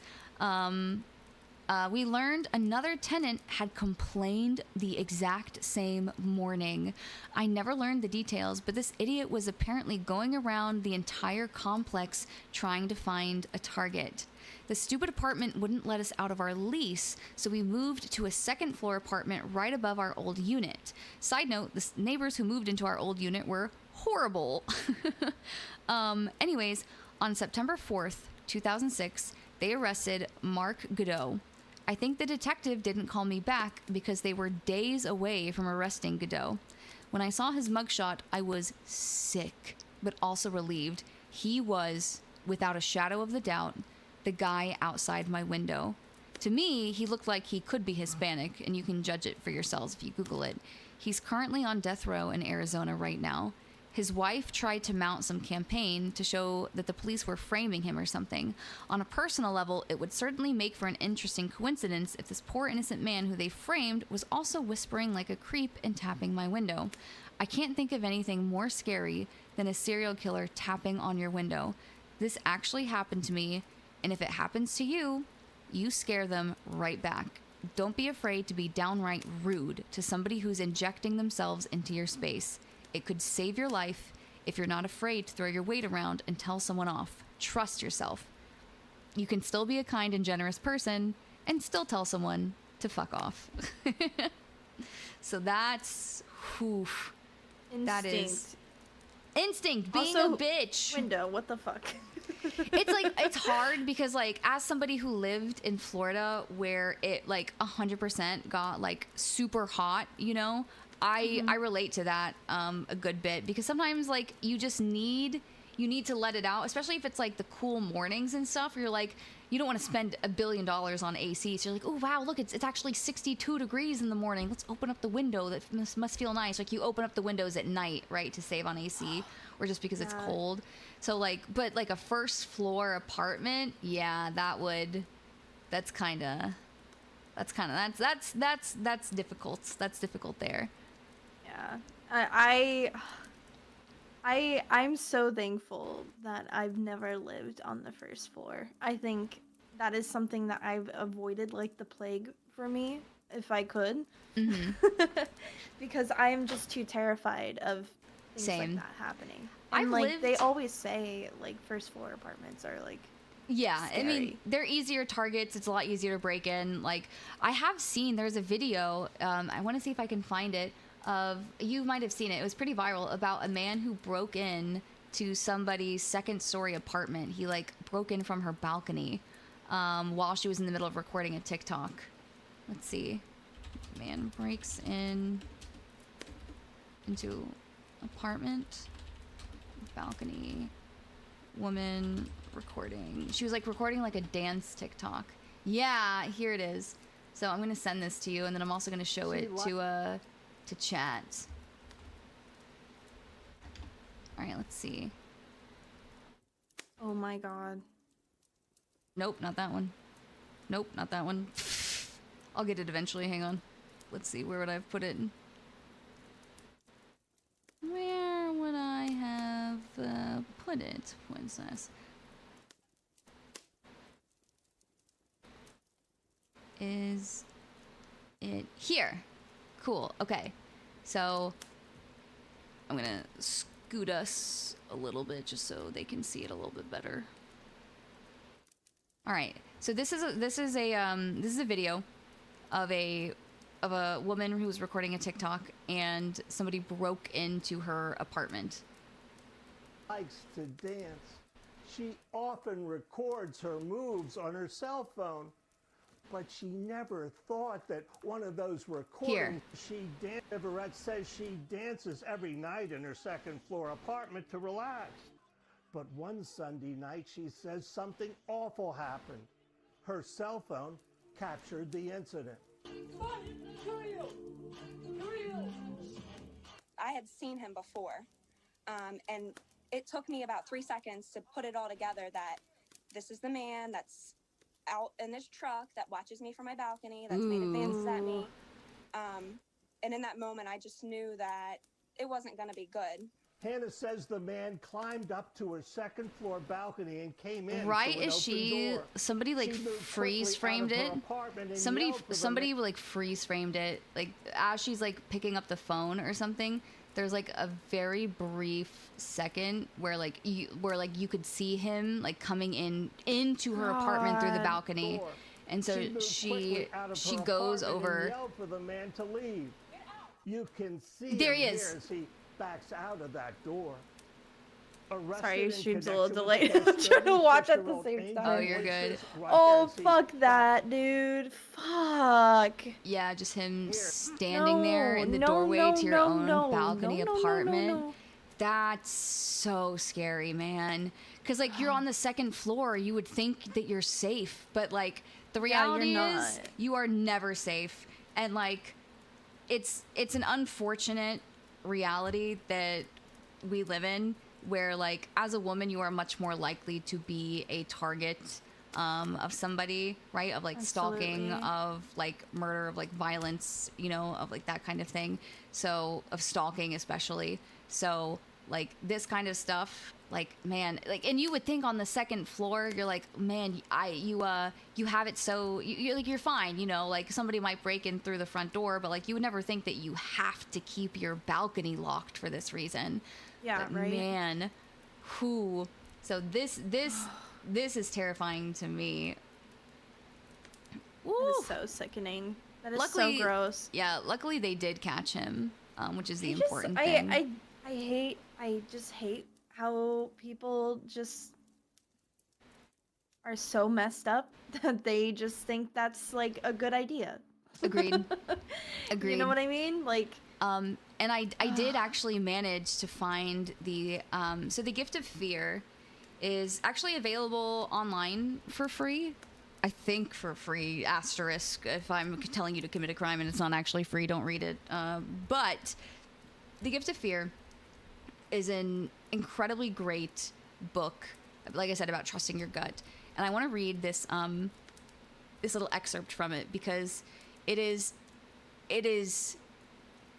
because I know humans are dumb. Humans are stupid. We are dumb. There's like a quote from Men in Black 2 that's like, people, like a person is smart. People are dumb, mindless animals. Like that kind of thing. So, but this one, like a person can be very smart. And it's crazy how her intuition just told her this. So, here it goes. This is chapter 1, In the Presence of Danger. He had probably been watching her for a while. We aren't sure, but what we do know is that she was not his first victim. That afternoon, in an effort to get all her shopping done in one trip, Kelly had overestimated what she could comfortably carry home. Justifying her decision as she struggled with the heavy bags, she reminded herself that making 2 trips would have meant walking around after dark, and she was too careful about her safety for that. As she climbed the few steps to the apartment building door, she saw that it had been left unlatched. Again, her neighbors just don't get it, she thought. And though their lax security annoyed her, this time she was glad to be saved the trouble of getting out the key. She closed the door behind her, pushing it until she heard it latch. She is certain she locked it, which means he must have already been inside the corridor. Next came the 4 flights of stairs, which she wanted to do in one trip. Near the top of the 3rd landing, one of the bags gave way, tearing open and dispensing cans of cat food. They rolled down the stairs almost playfully, as if they were trying to get away from her. The can in the lead paused at the 2nd floor landing, and Kelly watched as it literally turned the corner, gained some speed, and began its seemingly mindful hop down the next flight of steps and out of sight. "Got it! I'll bring it up," someone called out. Kelly didn't like the voice. Right from the start, something just sounded wrong to her. But then this friendly-looking young guy came bounding up the steps, collecting cans along the way. He said, "Hey, let me give you a hand." No, thanks. I've got it." "You don't look like you've got it. What floor are you going to?" She paused before answering him. "The 4th, but I'm okay, really." He wouldn't hear a word of it, and by this point, he had a collection of cans balanced between his chest and one arm. I'm going to the 4th floor too, he said, and I'm late. Not my fault, broken watch, so let's not just stand here. And give me that. He reached out and tugged on one of the heavier bags she was holding. She repeated, no, really, thanks, no, but I've got it. Still holding onto the grocery bag that was in her hand. He said, there's such a thing as being too proud, you know. For a moment, Kelly didn't let go of the bag, but then she did. And this seemingly insignificant exchange between the cordial stranger and the recipient of his courtesy was the signal to him and to her that she was willing to trust him. As the bag passed from her control to his, so did she. We better hurry, he said as he walked up the stairs ahead of Kelly. We've got a hungry cat up there. Even though he seemed to want nothing more at that moment than to be helpful, she was apprehensive about him, and for no good reason, she thought. He was friendly and gentlemanly, and she felt guilty about her suspicion. She didn't want to be the kind of person who distrusts everybody, so they were next approaching the door to her apartment. Did you know a cat can live for 3 weeks without eating? He asked. I'll tell you how I learned that tidbit. I once forgot that I'd promised to feed a cat while a friend of mine was out of town. Kelly was now standing at the door to her apartment, which she'd just opened. I'll take it from here, she said, hoping he'd hand her the groceries. Oh my gosh, hang on, another raid. What are you doing in my swamp? Hi, Ahina. Thank you so much for the raid. Welcome in, raiders. If you don't know me, my name is Mina Mishi. I am your resident stinky skunk witch, baby back bitch, and variety streamer VTuber. And today I am here with the very lovely, the ghostly, and the wonderful Samara Avi. Hello. And today we are here telling some spooky stories, some creepy encounters, and otherwise just talking about some horror stuff. So if you guys need to raid and run, please feel free to do so. I hope you had a wonderful stream. Hope you had a wonderful stream, Ahina. Otherwise, you guys are... Wait, did I say the things in the right order? Please feel free to raid and run if you need to. Take care of yourselves. Otherwise, you guys are free to hang out and listen. Yeah, right now we're going through a passage from chapter 1 from a book of fear about how a woman... Well, I won't spoil it. Can we tell our own scary story as well? Yeah, I think when we get done with some of the stories, I think we can open it up to chat toward the end to tell some of their own creepy encounters and stuff. Just make sure it's probably YouTube safe. I'm winking with my eye and my ghost eye. I don't know why I'm winking. It does need to be YouTube safe. Anyway. I don't even look like I'm winking when I'm winking. Because you're just blinking. So let's see. Yeah, so I'll take it from here, she said, hoping he'd hand her the groceries, accept her thanks, and be on his way. Instead, he said, oh no, I didn't come this far to let you have another cat food spill. When she still hesitated to let him in her door, he laughed understandingly. Hey, we can leave the door open like ladies do in old movies. I'll just put the stuff down and go, I promise. She did let him in, but he did not keep his promise. At this point, as she is telling me the story of the grape and the whole 3-hour ordeal she suffered, Kelly pauses to weep silently. She now knows that he killed one of his other victims, stabbed her to death. All the while, since soon after we sat down knee to knee in the small garden outside my office, Kelly has been holding both of my hands. She is 27 years old. Before the encounter, she was a counselor for disturbed children, but she hasn't been back to work in a long time. That friendly-looking young man had caused 3 hours of suffering in her apartment and at least 3 months of suffering in her memory. The confidence he scared off was still hiding, the dignity he pierced still healing. Kelly is about to learn that listening to one small survival signal saved her life, just as failing to follow so many others had put her at risk in the first place. She looks at me through moist but clear eyes and says she wants to understand every strategy he used. She wants me to tell her what her intuition saw that saved her life. But she is the one who will tell me. It was after he'd already held the gun to my head, after he raped me. It was after that. He got up from the bed, got dressed, then closed the window. He glanced at his watch, and then he started acting like he was in a hurry. I gotta be somewhere. Hey, don't look so scared. I promise I'm not gonna hurt you. Kelly absolutely knew he was lying. She knew he planned to kill her. And though it may be hard to imagine, it was the first time since the incident began that she felt profound fear. He waved the gun and said, "Don't you move or do anything. I'm going to the kitchen to get something to drink, and then I'll leave, I promise. But you stay right where you are." He had little reason to be concerned that Kelly might disobey his instructions, because she had been, from the moment she let go of that bag until this moment, completely under his control. "You know I won't move," she assured him. But the instant he stepped from the room, Kelly stood up and walked after him, pulling the sheet off the bed with her. I was literally right behind him, like a ghost, and he didn't know I was there. We walked down the hall together. At one point, he stopped, and so did I. He was looking at my stereo, which was playing some music, and he reached out and he made it louder. When he moved on towards the kitchen, I turned and walked through the living room. Kelly could hear drawers being opened as she walked out her front door, leaving it ajar. She walked directly into the apartment across the hall, which she somehow knew would be unlocked.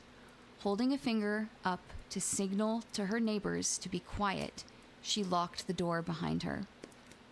I knew if I had stayed in my room, he was going to come back from the kitchen and kill me. But I don't know how I was so certain. "Yes, you do," I told her. She sighs and then goes over it again. He got up and got dressed, closed the window, looked at his watch. He promised me he wouldn't hurt me, and that promise came out of nowhere. Then he went into the kitchen to get a drink, supposedly, but I heard him opening drawers in there. He was looking for a knife, of course, but I knew way before that. She pauses. I guess he wanted a knife because using the gun would be too noisy. "What makes you think he was concerned about noise?" I asked. "I don't know." She takes a long pause, gazing off past me, looking back at him in the bedroom. "Oh, I do know. I get it. Noise was the thing. That's why he closed the window. That's how I knew. Since he was dressed and supposedly leaving, he had no other reason to close her window. It was that subtle signal that warned her, but it was fear that gave her the courage to get up without hesitation and follow close behind the man who intended to kill her. She later described a fear so complete that it replaced every feeling in her body. Like an animal hiding inside her, it opened to its full size and stood up using the muscles in her legs. I had nothing to do with it, she explained. I was a passenger moving down that hallway. What she experienced was real fear. Not like when we're startled, not like the fear we feel at the movies, or the fear of public speaking.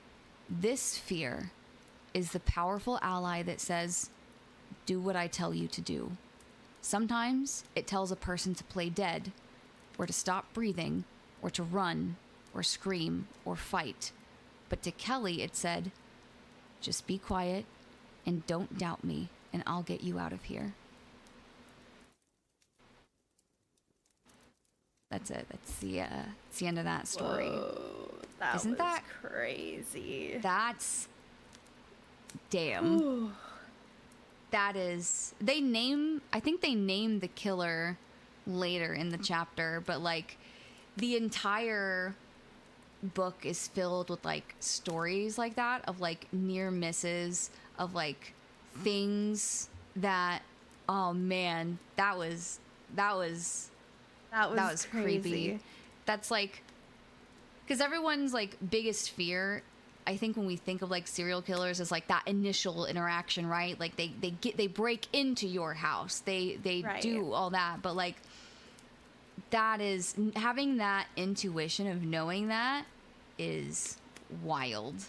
Yeah, or wild. like knowing what they're gonna do next. Exactly. You know what I mean? Because like in the moment she had no idea, but like she was doing that like nano processing in her brain that told her like, if I don't get up right now and leave, I am going to die, which is crazy. That's crazy. Oh. Yeah, it just Man. makes me think of like, man, like how many times have we in our lives avoided something Yes. without even knowing it? You know what I mean? There's like, I know a lot of people consider it to be like butterfly effect kind of thing. Not butterfly effect. I can't remember what the terminology is. Also, Sprout. Yes, that is a very true story from The Gift of Fear. It's also a book, like I said, I highly recommend people to pick up, whether you're a man, whether you're a woman, no matter where you are in your life, no matter what sort of like defenses you have to protect yourself with, is that the first and immediate defense that you have is your own mind and listening to the signals that it tells you. Subtly, right? But there's like people who pause, they do things for seemingly no reason, right? It's like, hey, like I was about to cross the street, it was a normal day, and then all of a sudden I was like, I'm gonna hang back for like 3 seconds, 10 seconds, or something like that. Like, I'm not gonna do this thing. It's like these itty bitty teeny tiny signals that like we can't decipher, but our subconscious is like fucking Albert Einstein doing those equations like, hey, no, actually, you're gonna get hit by a bus if you cross the street in like 15 seconds or something. I actually have this really weird story that like almost feels like it wasn't real. You know what I mean? But Yeah. it happened. Like I remember driving down the road. I was actually moving into my first apartment by myself, where I had previously been living with one of my really good friends. And I was driving, you know, all my stuff over to the apartment. And it was probably like 10 o'clock at night or something. But it was really rainy. And not a whole lot of people were on the road or on the freeway. And I saw this lady who was driving like a bigger SUV at the time, and she was driving really fast. I'm like, oh my gosh, she's gonna lose control. Yeah. Right? Like, she's gonna lose control. She's gonna like hit somebody or hit something.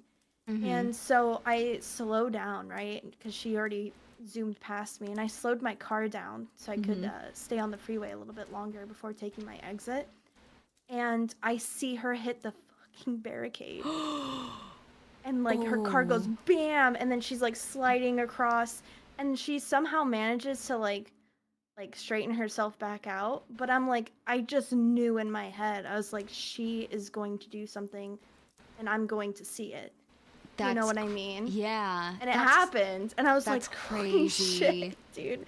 Like, I That don't know is if wild. I put that out there into the world. I'm sorry if I did, but like No, I think it's just one of those little things. It's like you notice these like teeny tiny signals, and like you get this little thought in your brain that's like, maybe this, maybe that. Yeah. I did not know that my hydrate redeem was still on. I'll hydrate too. Thank you for the hydrate, polar bear. As I go and take it away from my chat. No hard feelings. Thank you, polar bear. But yeah, there's like, I'm trying to think if I've ever had any situations like that. But I don't know. I mean, I feel like there's always going to be like little things, but like kind of like you said before, it's like how small are they that they've protected you and you didn't even realize it, that they protected you from this kind of stuff. Like how many near misses have we encountered in our own lives? I don't know. That's fun to think about. Have you seen any of the 2-sentence horrors that look good to you? I did. I found a couple that I really like. But I will say, people are saying that they're hearing static, and I don't know if it's my end or your end. Let's see. Is it, let me see, static, or is it the white noise in the background? I can hear a little bit of white noise coming from your side when you talk. When oh, it's my fan in the background. Okay. It's the static in my hair. Sorry, guys. Guys, it's literally, she's just that girl, okay? I'm literally it's noisy. It's free white noise, okay? Say thank you, Samara, for putting you to bed, okay? She's so electric. Good night. But yeah, I did find a couple. I actually wanted to ask, because one of these reminded me of the TV show Severance. Have you seen that show at all? Yes! Somebody who fucking watches Severance! What the fuck? I finished it in 2 days. Oh my god. Do you know how fucking long I've been waiting I for am so somebody? obsessed. I am It is so obsessed. so good. Oh my god, we have to talk about it. Girl. I'm holding your hands right now. I'm holding your hands. I'm like, please. I've been waiting. Every single one of my friends, I'm like, have you seen this? No. Have you seen this? No. Have you seen this? No. Well, fuck you. Oh my Why don't god. you go watch it then? I literally love that. I almost said that movie. That show so much. It's become my latest obsession. Amazing. I want to talk about it so badly, but like I have nobody to talk to. Yes. Girl, I'm right here. Where have you been my whole life? Literally, the love of my life.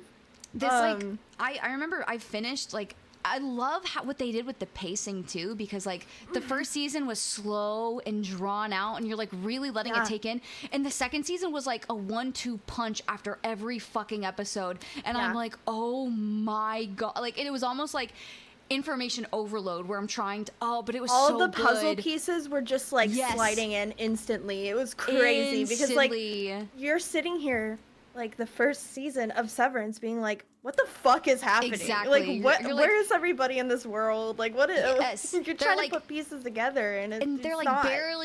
barely asking the right questions. They're approaching the right questions, and you don't even, it's that thing is you don't even know what you don't know. Also, thank you for the lurk, Lemon. But yeah, you don't know what you don't know in the first season, and then the second season comes out and you're like, oh, holy shit. Now, dude. I will say this.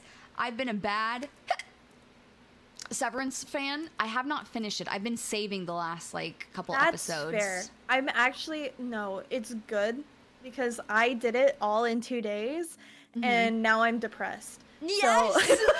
it's the post show fucking depression. You feel empty inside. I'm so empty, bro. Hey, I'll fill your hole. Okay. Oh, okay. Thank you. The one in the mirror. Don't worry. Hey, listen, you got a hole to fill? Mommy Misha will fill it for you. I got many. Hey, I got plenty of ectoplasm to fill them with. Hell yeah. But yeah, it's when you find such a good show or a series, especially a good series, and it ends and you're like, yeah. Ooh. You're like, I literally don't care about anything else. Don't even try to talk to me about any other show. This is the only one I care I'm about. in my mourning period. Let me have my time, okay? Let me mourn. It's so good. We have to talk about it after stream, I swear to God. Yes. So what about Severance were you... Okay, so this one, I don't know why, it just literally struck me like that. This one is, I must admit, lucid dreaming really is as amazing as people say, but after 2 years, I'd like to wake up again. Ooh. I don't know. That's... If you're lucid dreaming... I mean, I guess after 2 years it would get kind of boring, but also you're lucid dreaming, just make friends. Literally make friends. Yeah, one of them, I mean, I guess it's more of, you've been dreaming, for so long, and you don't realize it. Yeah. You know what I mean? You have this whole life in your head. It's the lamp! What? It's the guy with the lamp. You know, the lamp story. Wait, have you heard the lamp story? Yes. Wait. Oh my god. Where it's why does the lamp look weird? Why does the lamp look different? It starts looking different, and then he came out of his whatever it was that he was in, and by that point in time, he had gotten married. He had children like either like a child or children, and he was like, he came out because I think he was like, he was hit by something, he like went flat on the concrete. There's been like a couple stories of these happening. It's like a lot of people are like, I don't know how true it is, I don't know if this is like whatever, but like I think there could be some credence to it, whatever. And like he said that he was, people that have been in a coma, like yeah. I mean, but like he said that he had to, because it was literally, he experienced every single day, like he experienced years in like the span of like, I don't know, a minute or two, something like that. And so when he woke up, he literally lost his wife and child. Like he had a daughter that he had raised from a baby. Like he had full memories of her entire life, and all of a sudden he did not have her anymore. Like imagine just losing a kid. Like she was basically dead because she never existed, and so he couldn't even really mourn her properly. I feel like things like that happen is just another alternate reality. Like I really do feel like, I mean, this is maybe just a really weird belief, but I do feel like there's so many like alternate realities that exist, because who's to say that this is the only one that does, right? Yeah.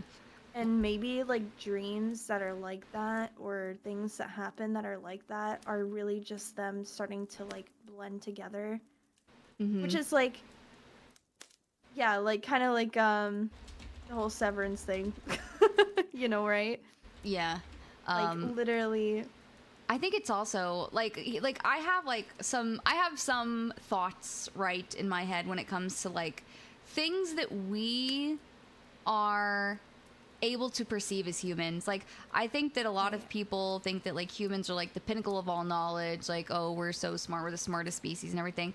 But at the same time, like when you think about it, we know, scientists know for a fact that time is a manipulable variable. It is not linear. It is manipulable because you get close to like, you know, black holes, and time warps. Like it is literally something that is manipulable, which means it exists on like a plane outside of, you know, the one that we can interact with, I suppose, is probably maybe the best way to say it. So I know people think about like oh, humans are so smart, but for me, and one of the reasons why I'm so skeptical of like when people are so absolute about certain things, and it's also one of the reasons that I'm not particularly like religious, and like why I'm open to things, but I don't subscribe to any particular religion, is because to me, knowing that we've only just discovered that like time is literally a manipulable variable means like how much are we unable to interact with, to even grasp as humans. Exactly. Like it could be like, for example, you know, like it'd be trying to explain the concept of like, I don't know, of love. Like trying to explain a really complex musical theory to an ant. Like the ant just is not capable. It does not have the facilities to take in that information and understand it. I feel like that's also how humans could possibly be. I think that as just by the limits of our own bodies and brains, like we are never going to be able to understand certain like things about this universe, about life, about a bunch of stuff. So like it's also why I'm very open when people talk about like their experiences with like the supernatural or, you know, whatever. It's like it could be our funny brains playing funny tricks on us. It could be real, because there's no way for us to know, right? And like little like things like multiple dimensions and stuff, there's already been a lot of like theorized stuff about it. So I find that stuff so incredibly interesting, especially when like the guy with the lamp, right? Like I wonder how fully formed those memories are. Like could he recount like every day? Could he recount like, I don't know, it's like it's so interesting to me when stuff like that happens. I feel like if that were to happen, like I feel like writing it down would be one of the things, like one of the best things to do. Like for example, like that guy waking up, like his whole life is completely different than how he thought it was. Like write down everything. You know what I mean? Write down whatever you can remember. Man, I need to start writing my dreams down. Dream journal. But yeah, no, it's just like, I guess I feel like if we exist, right? Like, we exist, right? who's to say that we can't exist somewhere else? You know what I mean? Oh, like yeah. The same brain or the same soul, I guess. Right. If you want to put it that way. Mhm. Like, who's to say that can't be somewhere else in this gigantic universe? I mean, people have And- like in religion, like people have brought that up as like a theory. It's been a theory for a long time of like the exact same thing existing across different realms, like different dimensions, different universes, right? They're like all connected by like a singular like spiritual string, you know? Right. Oh man. That's crazy. I like how we went from ghost stories to like contemplating the universe.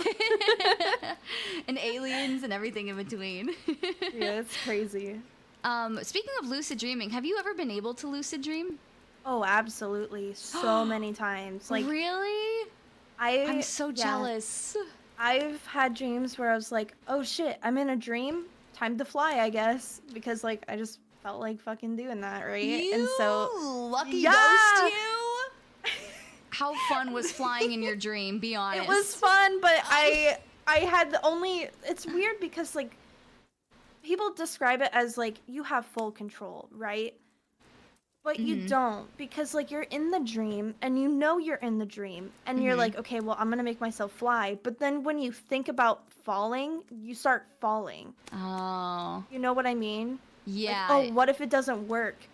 And then it doesn't. Then like then it doesn't because that's what you thought, and it's just like shit. It is so hard to control your brain to like really which makes achieve sense. what you want. Yeah. There was a period in college where I got really into trying to learn how to lucid dream. It was probably because I was depressed and I didn't want to be awake, but I was like, what if I was awake in my dream though and I could dream I was happy? So I was trying really hard to learn how to like lucid dream. And there was one time specifically where somebody gave the advice of like, if you're following all the advice, you know, like you check your watch every now and then, you like read like for me, my biggest tell was like reading. Like, I would start to like try and read something. And I'm like, I could not make out like the paragraph. I couldn't read.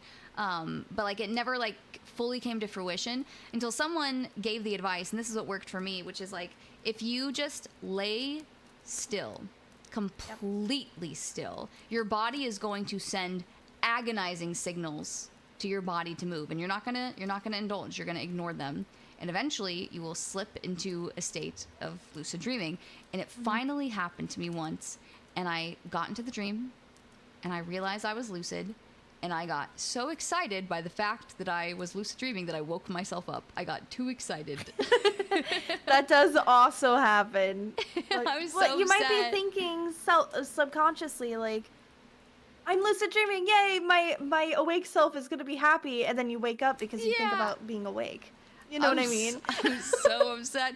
And I tried it so many times after that, but I couldn't fight the body signals of like moving my body, and I hated it. Yeah, I think for me, the easiest way for me to lucid dream is falling asleep to music, and kind of like I'm such a musical person, so like music is like my life.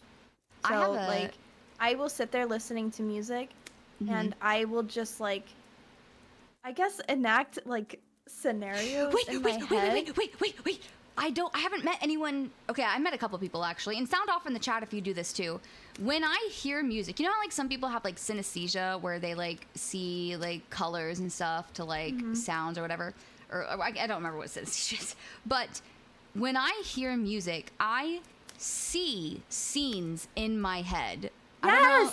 Yes, that's how I do it. And That's literally how I do it. And I will literally put together like a playlist that is like based on a story that happens in order because Samara, are we the same fucking person? Dude, I will send you my sleep playlist. Please do it. Please do it. Because I have like a whole, like, this is how I come up with shit. Like, this is when I'm most imaginative. This is how I come up with fucking stories to write about. This is how I come up with, yeah! Samara, I am literally a writer, and this is how I have come up. Yes! Same! Samara. Where have you been? Where have you been, baby? My whole life. Literally. Hold on, I'm opening Spotify right now. Amazing. Because shit, like there is literally like I'll hear a song and I'll like immediately get a story, like a vision board for like an entire novel. So Yes. like Haley showed me one, she sent me one song, or she had it on in the car or something. I was like, I really like this song and I can't figure out why. And I listened to it on my own and I immediately thought of an entire fucking trilogy in my brain for like an entire plot. And I was like, I have to write this down immediately. And I was Yeah. like, oh man. And I do that all the time. Like that's how I help develop the scenes in the books that I'm writing too, is I'll find like a song that fits the scene and I'll just let the imagination come to me. And I literally, and all I'm doing, I'm not like coming up with it. It already exists in my brain. I'm just putting it down onto paper. Yeah, like the emotion and like flow of the music is what really helps, like, because music is the exact same as a book if you think about it. Like you have the beginning, you have the climax, you have the end, you know, and the shit in between. So Oh, I man. mean, I'm oh so my happy. God. I have never met somebody who is like so much like me when it comes to this kind of like weird shit that like you've literally dug up things like in my head that I was in there sniffing around. I was rooting yeah, around. you're in my brain. Get out. No, actually stay, please. It was like, hey, look, baby, you can haunt me. I can haunt you too. Finally, I'm not alone in my brain. That is so so crazy. fun. Oh my gosh. Yeah. Because I was telling other people, like, and like some people, so apparently Sprout has the same thing happen to them. But like, it's very hard to find people who like have that exact same thing. People think I'm crazy. Like, I feel like every time I've explained something like this, they just think I'm insane. It's like I'll like ask like, oh, do you feel this thing too? And they're like, no. And I'm like, oh, No. okay. Or like some people be like, oh no, that's pretty cool though. Like that's how Bean reacted. He's like, oh, that's really cool. And I was like, okay, but you don't experience it. And he's like, no. And I was like, okay, well. Yeah. Everybody's brain's different, but it is is very interesting to find somebody who our brains are fingy touching right now. They're like touching. Do you have, I think like we should do like a couple more of like the 2-sentence stories, and then we'll open it up to chat to see. Have one more. Let me chat. Guys, start thinking of stories if you have any. Yeah, use your special brain. Use your Put brain. on some music and make some stories. Exactly. If you have any stories that you've been like holding in or wanting to talk about, go ahead and cue them up, and then I'll roll call out, and you guys can start telling your little stories. But I'm curious to see what kind of like close encounters, paranormal experiences, anything that you guys have experienced as well. But yeah, hit me with that 2-sentence horror, baby. All right, this one is, everyone outside's fallen asleep, so I rushed home to check the news. The TV turned on to a sitcom rerun, and they're asleep on there too. Oh.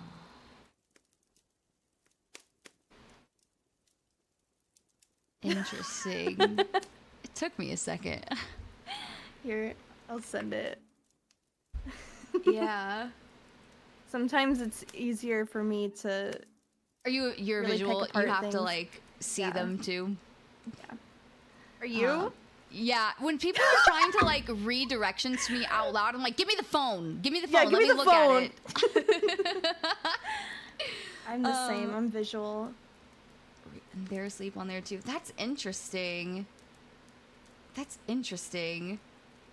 That's creepy. It's a little creepy for sure. It's a little creepy. It's a little creepy, princess. A little creepy. Again, I think this one also is more of like, the lamp looks weird. You know what I mean? Yeah, it's very It's like- it's like surreal sort of thing. Why is everyone asleep, and why is everybody asleep on the sitcom? You're not supposed. It's a sitcom. Yeah, I'm sorry. Who changed the plot of Friends season 2, episode 7? Yeah. How scary would that be though? If your entire like all of Friends just changed to them sleeping. Well, it's Oh my gosh, that reminds me. What is that effect where it's like everybody thinks something happened one way? The Mandela effect. Oh, well, no, it's called. I think it's called something else. Is it? Wait, am I just thinking? The Mandela effect is when everyone collectively has a memory that didn't happen, and like in reality, the reality is something different. So, like for example, I don't like it's named after like Nelson Mandela, but my two big Nelson Mandela effects is like the Berenstain Bears versus the Berenstain Bears. That one still pisses me off. That one still pisses me off. But also, this is the one that I will not let go. I will hold on to it like a fucking bulldog, and I will shake it. I'm not letting go of this one. This is my conspiracy theory, okay? The Fruit of the Loom cornucopia. Yeah. I'm not letting that one go. You cannot tell me it's always been fucking fruit. It's only been fruit. The Nelson Mandela effect, look up the Fruit of the Loom logo right now. Everyone will claim that there was a cornucopia. Every person remembers they had the cornucopia. I remember the cornucopia. There's really no cornucopia on this thing? So like, okay, somebody did some digging, and I don't know if this was like collective global gaslighting or if this person is also just as deep into the conspiracy as I am, but somebody found documents way back when about Fruit of the Loom patenting, like these were like trademark documents of them patenting something that alluded to like a cornucopia on it. And somebody else on that same thread went way back into like very, very early Fruit of the Loom days. They dug out like t-shirts that still had like the logo on the back. It was like a little bit worn, but you could clearly tell it was not the same logo that exists now. And you could see like the faint, like, you know, the general like pyramid, not pyramid, but like, yeah, that shape, right, that would exist over the fruit. But apparently, supposedly, like Fruit of the Loom has always claimed that it has never been a cornucopia. Never. Not once. And I don't believe that. I don't believe that for 1 second. You can't lie to me. You can't lie to me. That is so, yeah, no, I agree with you. I strictly remember because my mom was such a 90s mom, had Fruit of the Loom and like, what was the other one with like the horse on it, the jockey? Polo? Polo and like all that 90s shit, okay? Mm-hmm. She had that stuff and got it for me and all that, whatever. And I strictly remember there being a cornucopia on it. So do I. I'm trying to figure out why they would lie to us, actually. Why would they tell it as truth? Why would they tell a fib? Conspiracy theory. Let's see. There was a warp in Fruit of black hole. Oh my god. Maybe somebody, are you a D&D person? Do you like Dungeons and Dragons? I used to play it. I mean, I don't really do it anymore, but yeah. Do you know how somebody was, it's like the wish spell, how like you can like go back in time and change one thing that's just now like your new reality or something, but everyone else, like apart from the people who use the wish spell, like, or even the people who do use the wish spell, like nothing there's like, oh wow, I guess nothing changes. But I remember Fruit of the Loom. It's literally, if you look up Fruit of the Loom logo, cornucopia, like it's real. It was like that, I swear. I don't remember it just being fruit. Okay. If you look at the AI overview, where are they pulling this image from? Because this was the original image. Where is AI? AI didn't make that. Where did it come from? It clearly exists. Why does it say what the fuck? Why does it say a false memory if it clearly exists? Sorry, I'm gonna. Oh, this is my. I agree with you. Go off, Queen. I'm adding this. Fruit Loom. I'm adding this for chat to see. Oh, of course I fucking screenshotted it. Pictures, screenshots.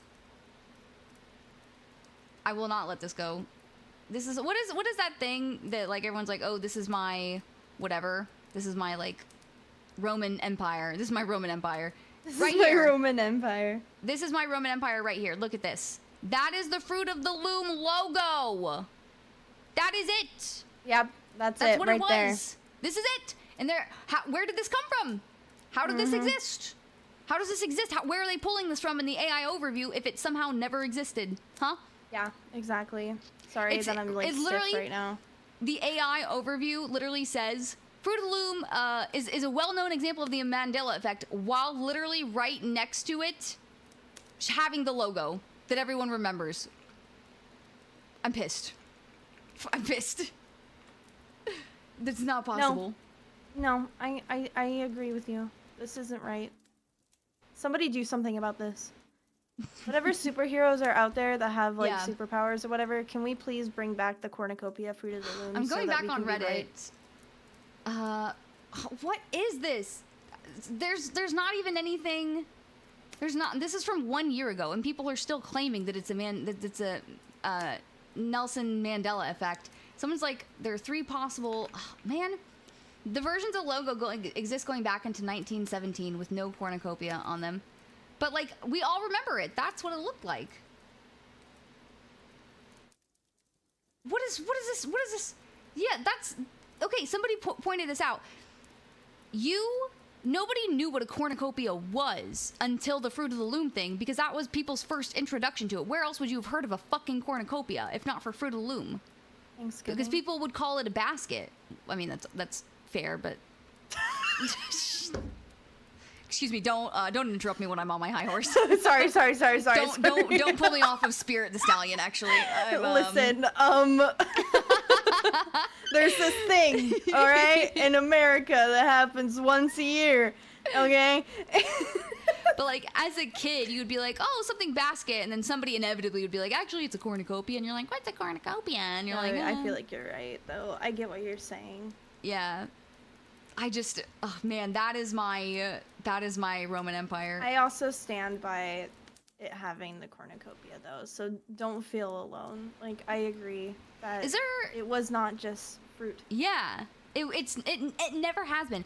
Anyone like I said, there's fruit. Where is the loom? Yes. Okay, the loom is the cornucopia. What is the fruit of if not the cornucopia? If I edit this, hey editor, whoever's editing this, literally explosion effects right now.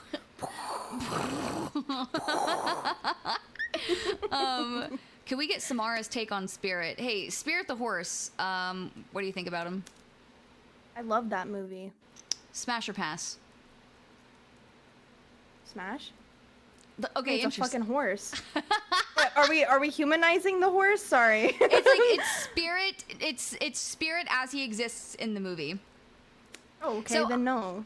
So I said, and I've said this before, I never said Smash Spirit. I never said Smash Spirit, okay? It was a joke. I swear it was a joke. Clip it. Anyway.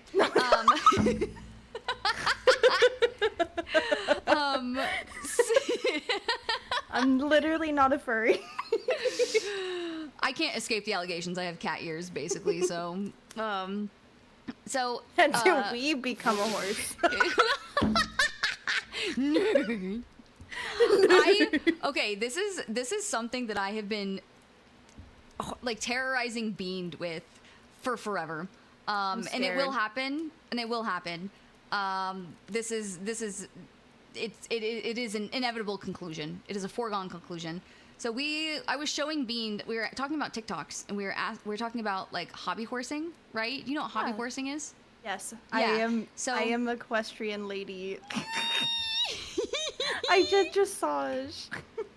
That's okay. Basically, hobby horsing. Oh on my god, horses. you are the perfect person to ask this. So when Bean and I did the fucking tier list, you know what Bean said? You know what Bean said? I want to go back and find the fucking VOD and just download it for prosperity so I can see some of the dumb things. I'm gonna say that he said. I totally didn't say anything dumb in there either.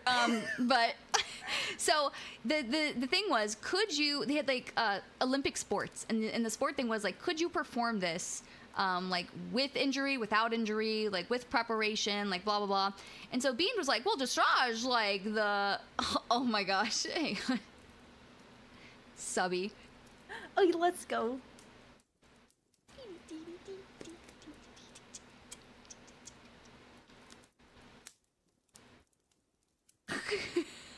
I'm baked. Thank you so much for the 4 months, Navy Duck.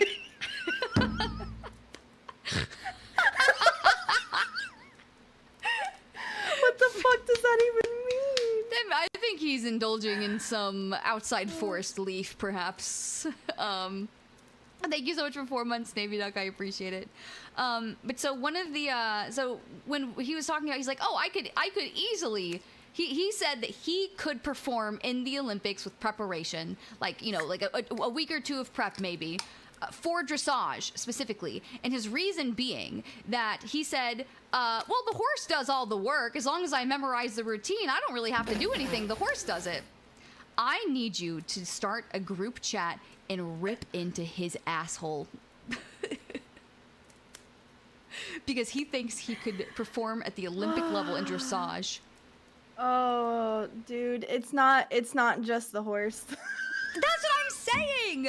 So it's not like you're also critiqued, by the way. Yes, exactly. Not like just you're the horse. That's what I'm trying to say. And he's like, oh, well, it wouldn't be that hard. Oh. And so anyway, so I was showing him hobby horsing, and then we got into dressage anyway. So there's also this girl who can jump like a horse. She like runs on all fours, and she I've jumps seen that over. the GIF, right? There's a GIF for it.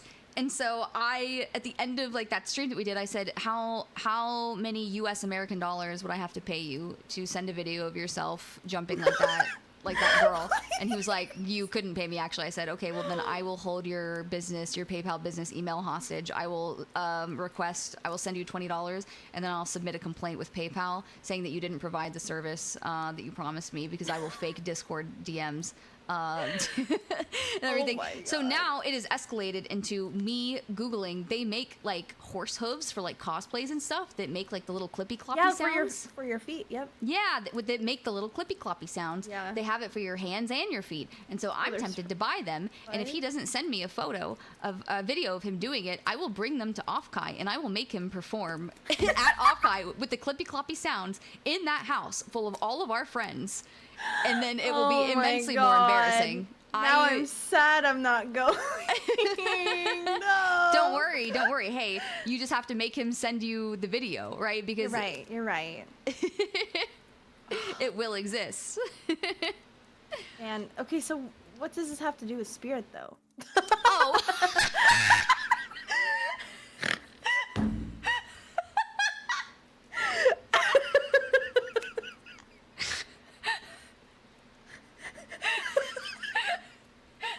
Sorry, I'm wheezing so hard.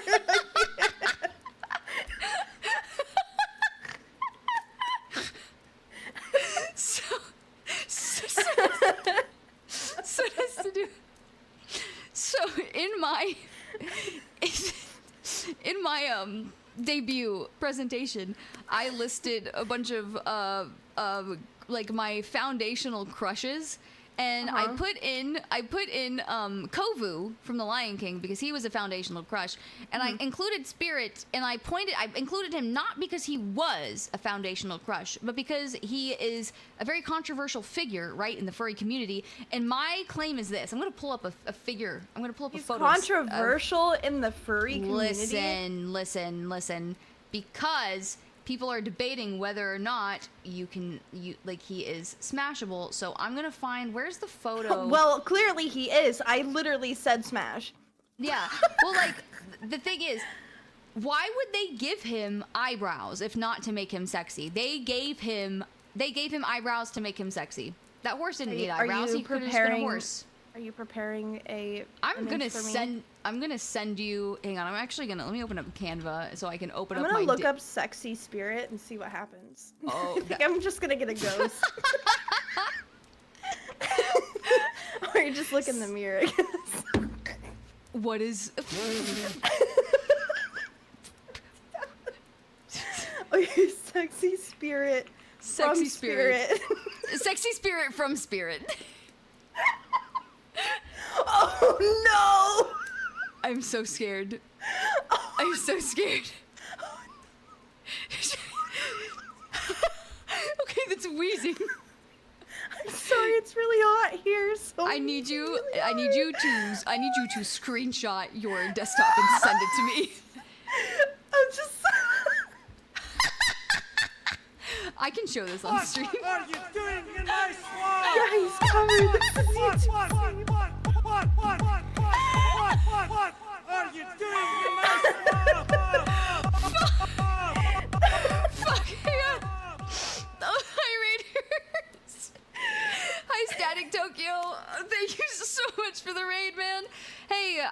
YouTube videos. You're a very cool content creator. If you guys don't know Statty Tokyo, go check him out on YouTube. He also streams on Twitch sometimes. Go give him a follow. He's a very cool dude. Thanks for the raid, man. If you guys don't know me, my name is Minamishi. I am your resident stinky skunk witch, baby back bitch, and variety streamer VTuber. And we're talking about actually, no, right now we're talking about whether or not Spirit the horse is sexy. But we were talking about horror and spooky stories and stuff. But hey, Sad Tokyo, I hope you had a wonderful stream, man. I hope you had a good time. Thank you so much for the raid. And if you guys need to raid and run, please feel free to do so. You make sure you guys take care of yourselves. It's getting late. Otherwise, you guys are welcome to stick around, and let me know if you guys think Spirit the horse is sexy. What is your take on Spirit? They wouldn't give him eyebrows unless they meant to make him sexy. Look at this screen cap. Look at this. Look what they did with his hair. Sorry, his mane. Look what they did. I have to show this. I have to show this. They gave him emo hair. They knew what they were doing. It's just like what they did with Scar.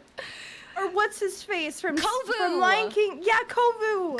They made Kovu sexy. They made him a bad boy. They literally made him a bad boy on purpose. Okay, I'm gonna say Spirit Sexy 1 for the first one because. Also, I just want you to know that this also came up. Okay, this is the first one. Oh wow, that is a very large. It's very large. Spirit the horse. This is the first one that came up.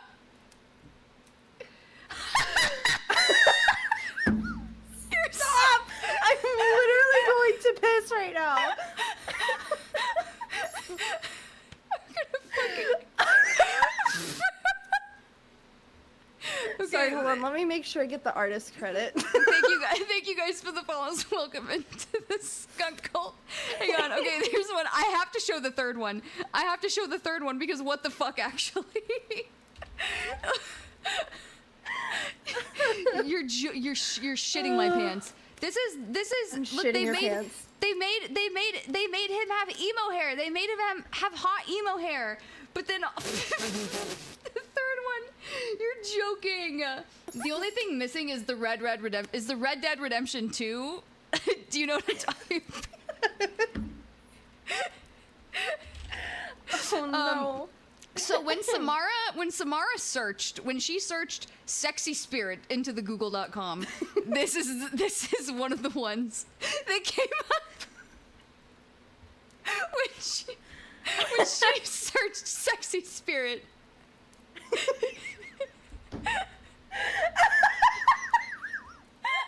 Holy shit, I'm losing my fucking voice, bro.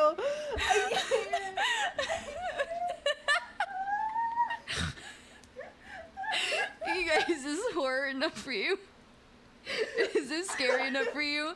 If you don't find this to be scary, can I remind you that Octha exists? Oh. Where's our Octha? Ogtha, our sensual roach queen. Ogtha. Ogtha. Is it supposed to be like Agatha, but... It is, okay, I'm gonna tell... Why is it on top of all the spirit images?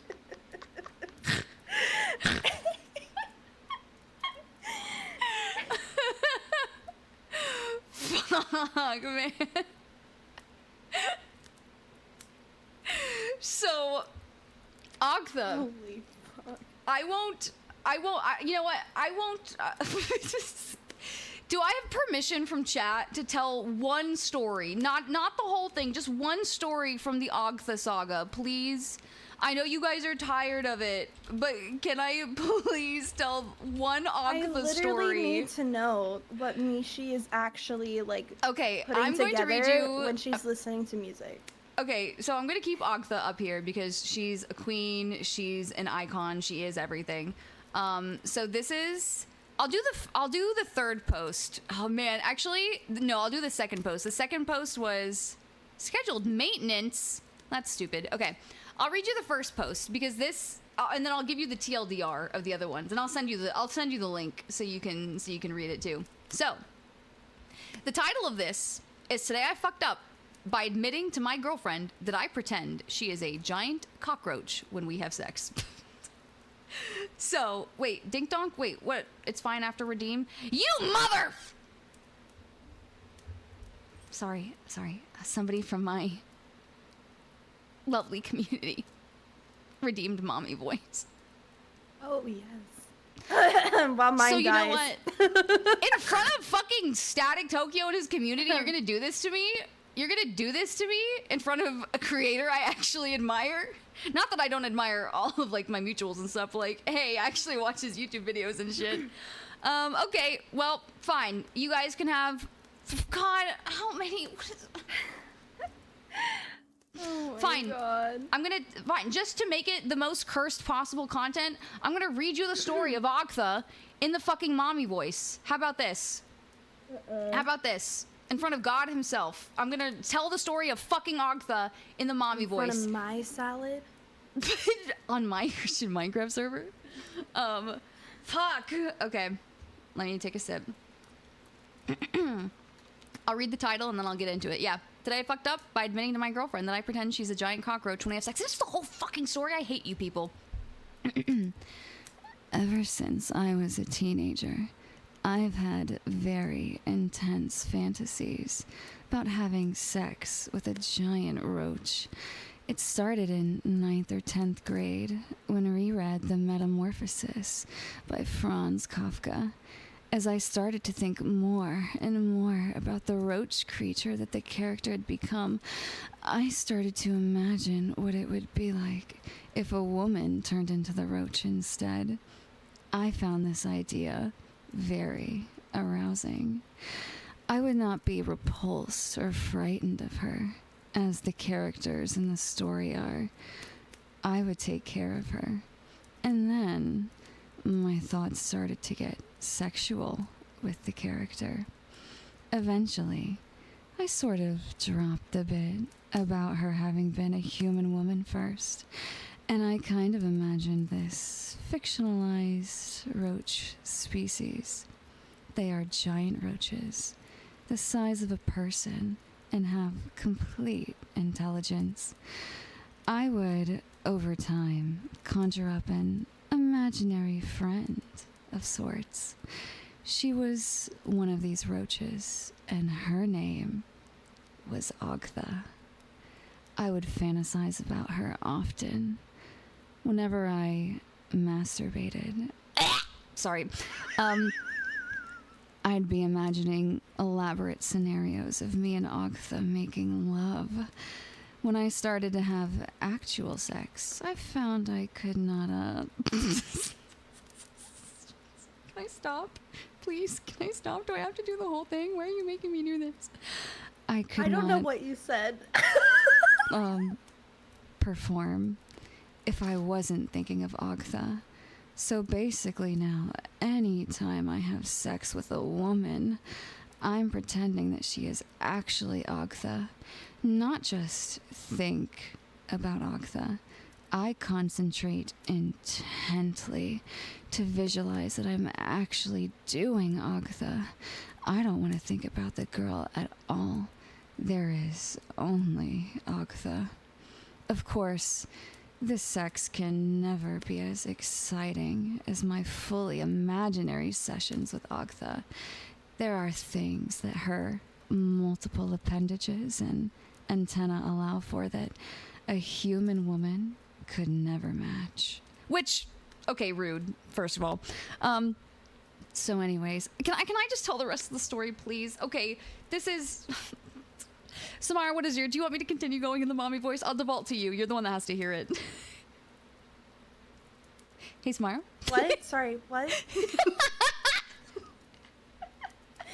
Sorry. I was really distracted. Do you want me to continue reading the rest of the story in the mommy voice? I don't know what has happened the last, minute and a half.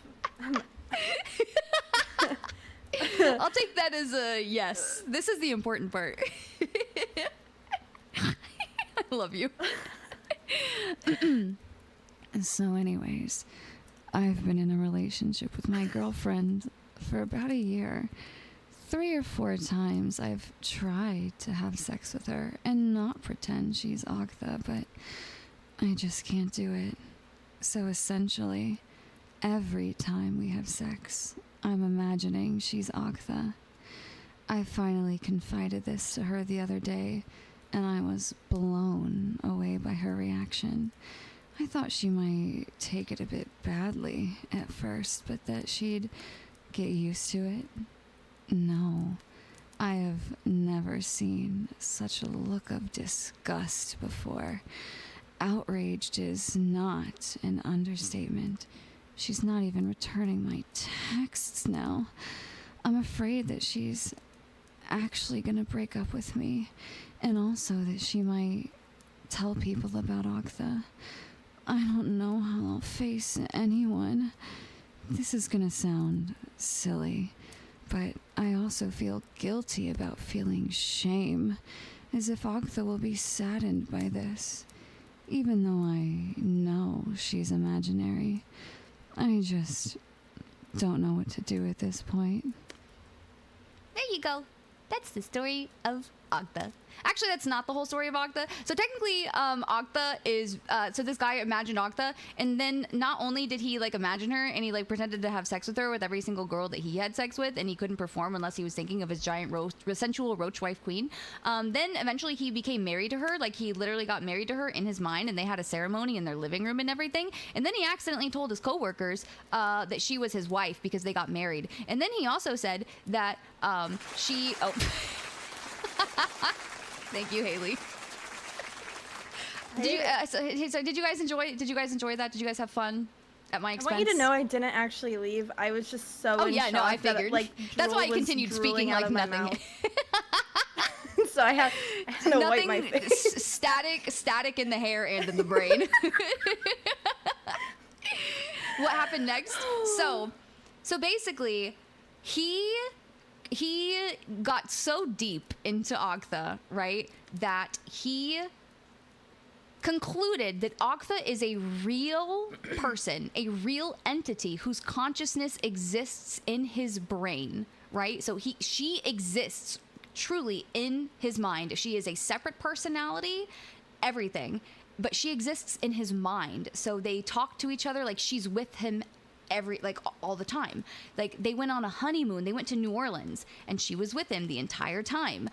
So he accidentally broke character, and he talked about her to his coworkers, and they're like, oh wait, you never mentioned you were married. And then he told them the story, and they reported him to HR, but they couldn't do anything because he wasn't actually doing anything that was, like, fireable. So then he just had to quit his job because nobody would interact with him anymore, because he said that he fucked a giant roach, and that she lived in his head, and that she was also his wife. And then he decided to just give up entirely. So he would, like, go and he would hire escorts for, like, physical intimacy and pretend that they were Octha. But then he just decided to give up entirely and just be with Octha and have Octha exist. So then he just gave in, and then he decided one time that it was going to be, it was really bad that he was married and his parents didn't know. So he went and he introduced Octha to his parents.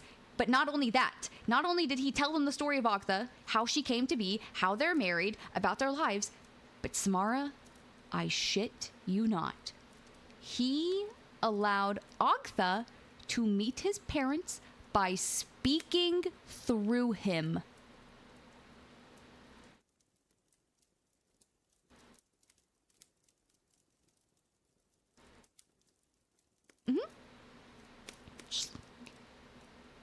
Oh my god. I want you to imagine you're, I don't know, 50, 55. You're getting close to retirement. Your baby boy, he's all grown up. He's got a good job. He makes good money, lives on his own. You like to see him with a wife. You know, maybe get in a relationship, be happy, have kids. You like grandkids one day. But you know, if it doesn't work out for everyone, it's fine. You just want, as long as he's happy, that's fine. And then you invite him over. He actually asks. He asks to come over. He has something big to tell you. You're like, wow, maybe he's gonna bring a girlfriend. Maybe, you know, maybe something big. Maybe he got a new job. You know, we don't know.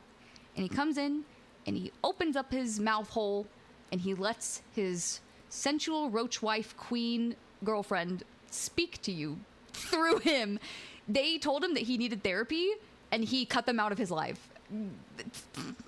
They said, we cannot interact with you unless you get therapy. I honestly don't know how you kept the voice up the whole time. Unfortunately, practice. Okay, sorry.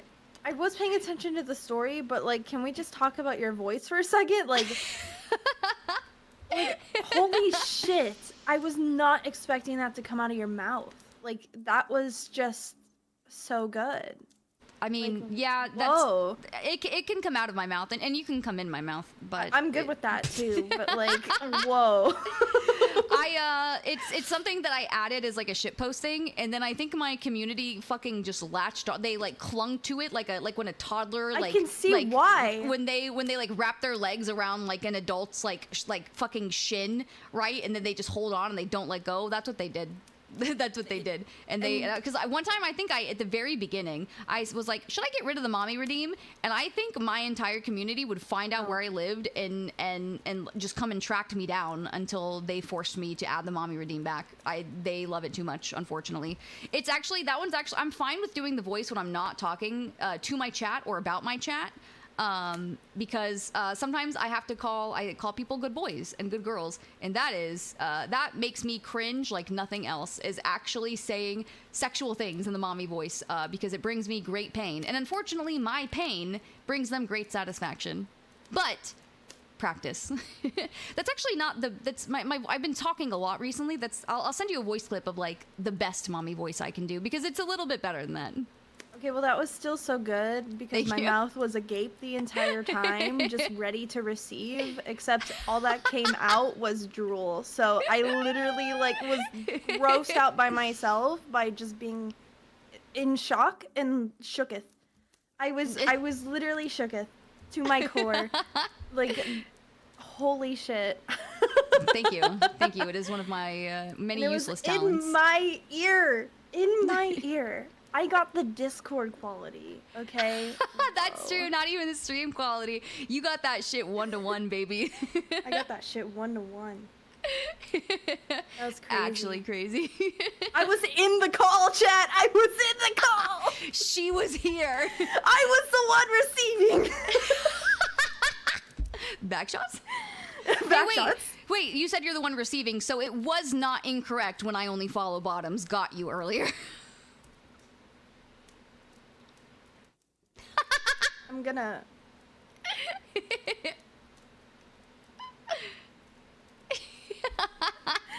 Hey, how's it going? Are you ready to start our stream? Oh my gosh, thank you for the head pat, Zelda. So that's the story of Octa. So Hello, Princess. It's a lovely name for whatever you just said. Princess. I prefer to be called Pillow Princess. Hello, okay? Princess. So we've concluded that Octa, sensual roach queen, badass bitch. Spirit, they did make him sexy. We saw by that third photo.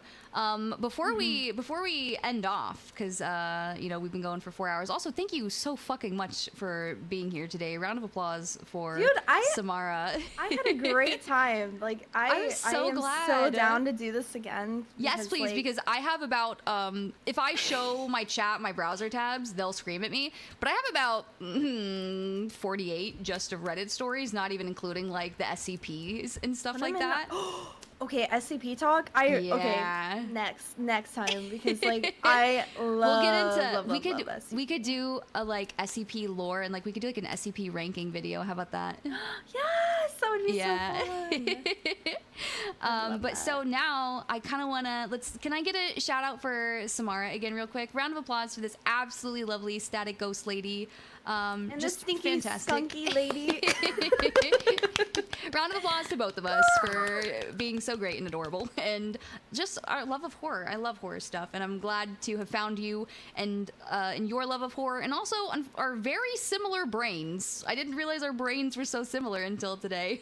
Yeah, you forgot the queens. It's fine, the underscore, but don't worry about it. Oh no, don't worry about it. Yeah. Anyways. So chat, turning it over to you guys, are there any stories, any like paranormal experiences, any like weird creepy things that have happened to you? Thank you, I appreciate it. Guys, go show Samara some love. Thank you, I appreciate you guys.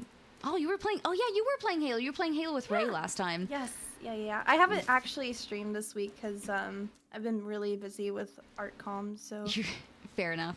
She's also an artist. She's a really great artist, and you should go check her out in the gym. No worries, Cobalt. But if you guys have any paranormal, creepy, like encounters, experiences like that, feel free. Let us know in the chat right now so we can read them out.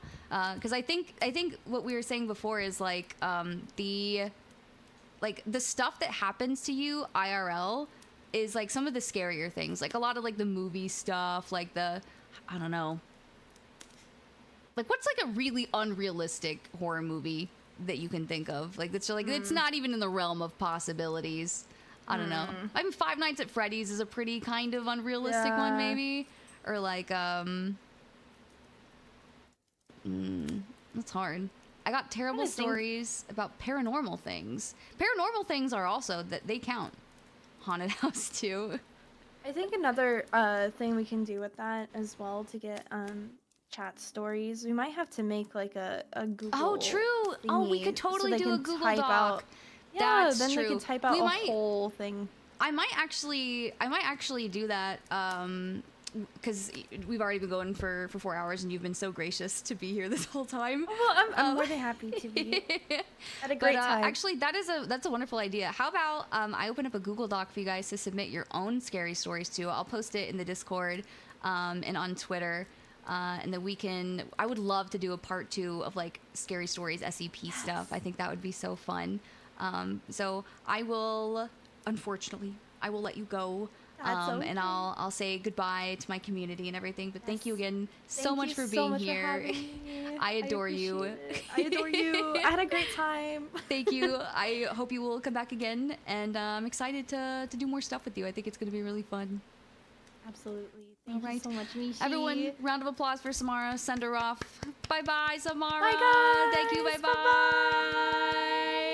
I'll go on BRB, and then I'll come hang out with you guys in a minute. Bye-bye. Actually, wait. Yeah, BRB for a sec. Come. She did that at, like, the same time, too. How does she do that? I'm gonna switch over. I'm just switching over some stuff while we're on the YouTubes. Actually, let's see. I'm just trying to get my VTube studio shit together. Okay, here. And here. And here. And there we go.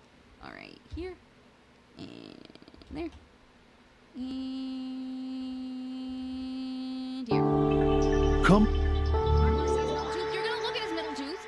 You're gonna stare at his middle tooth, and you're going to like it. I don't know what to tell you, but let me change my thing back.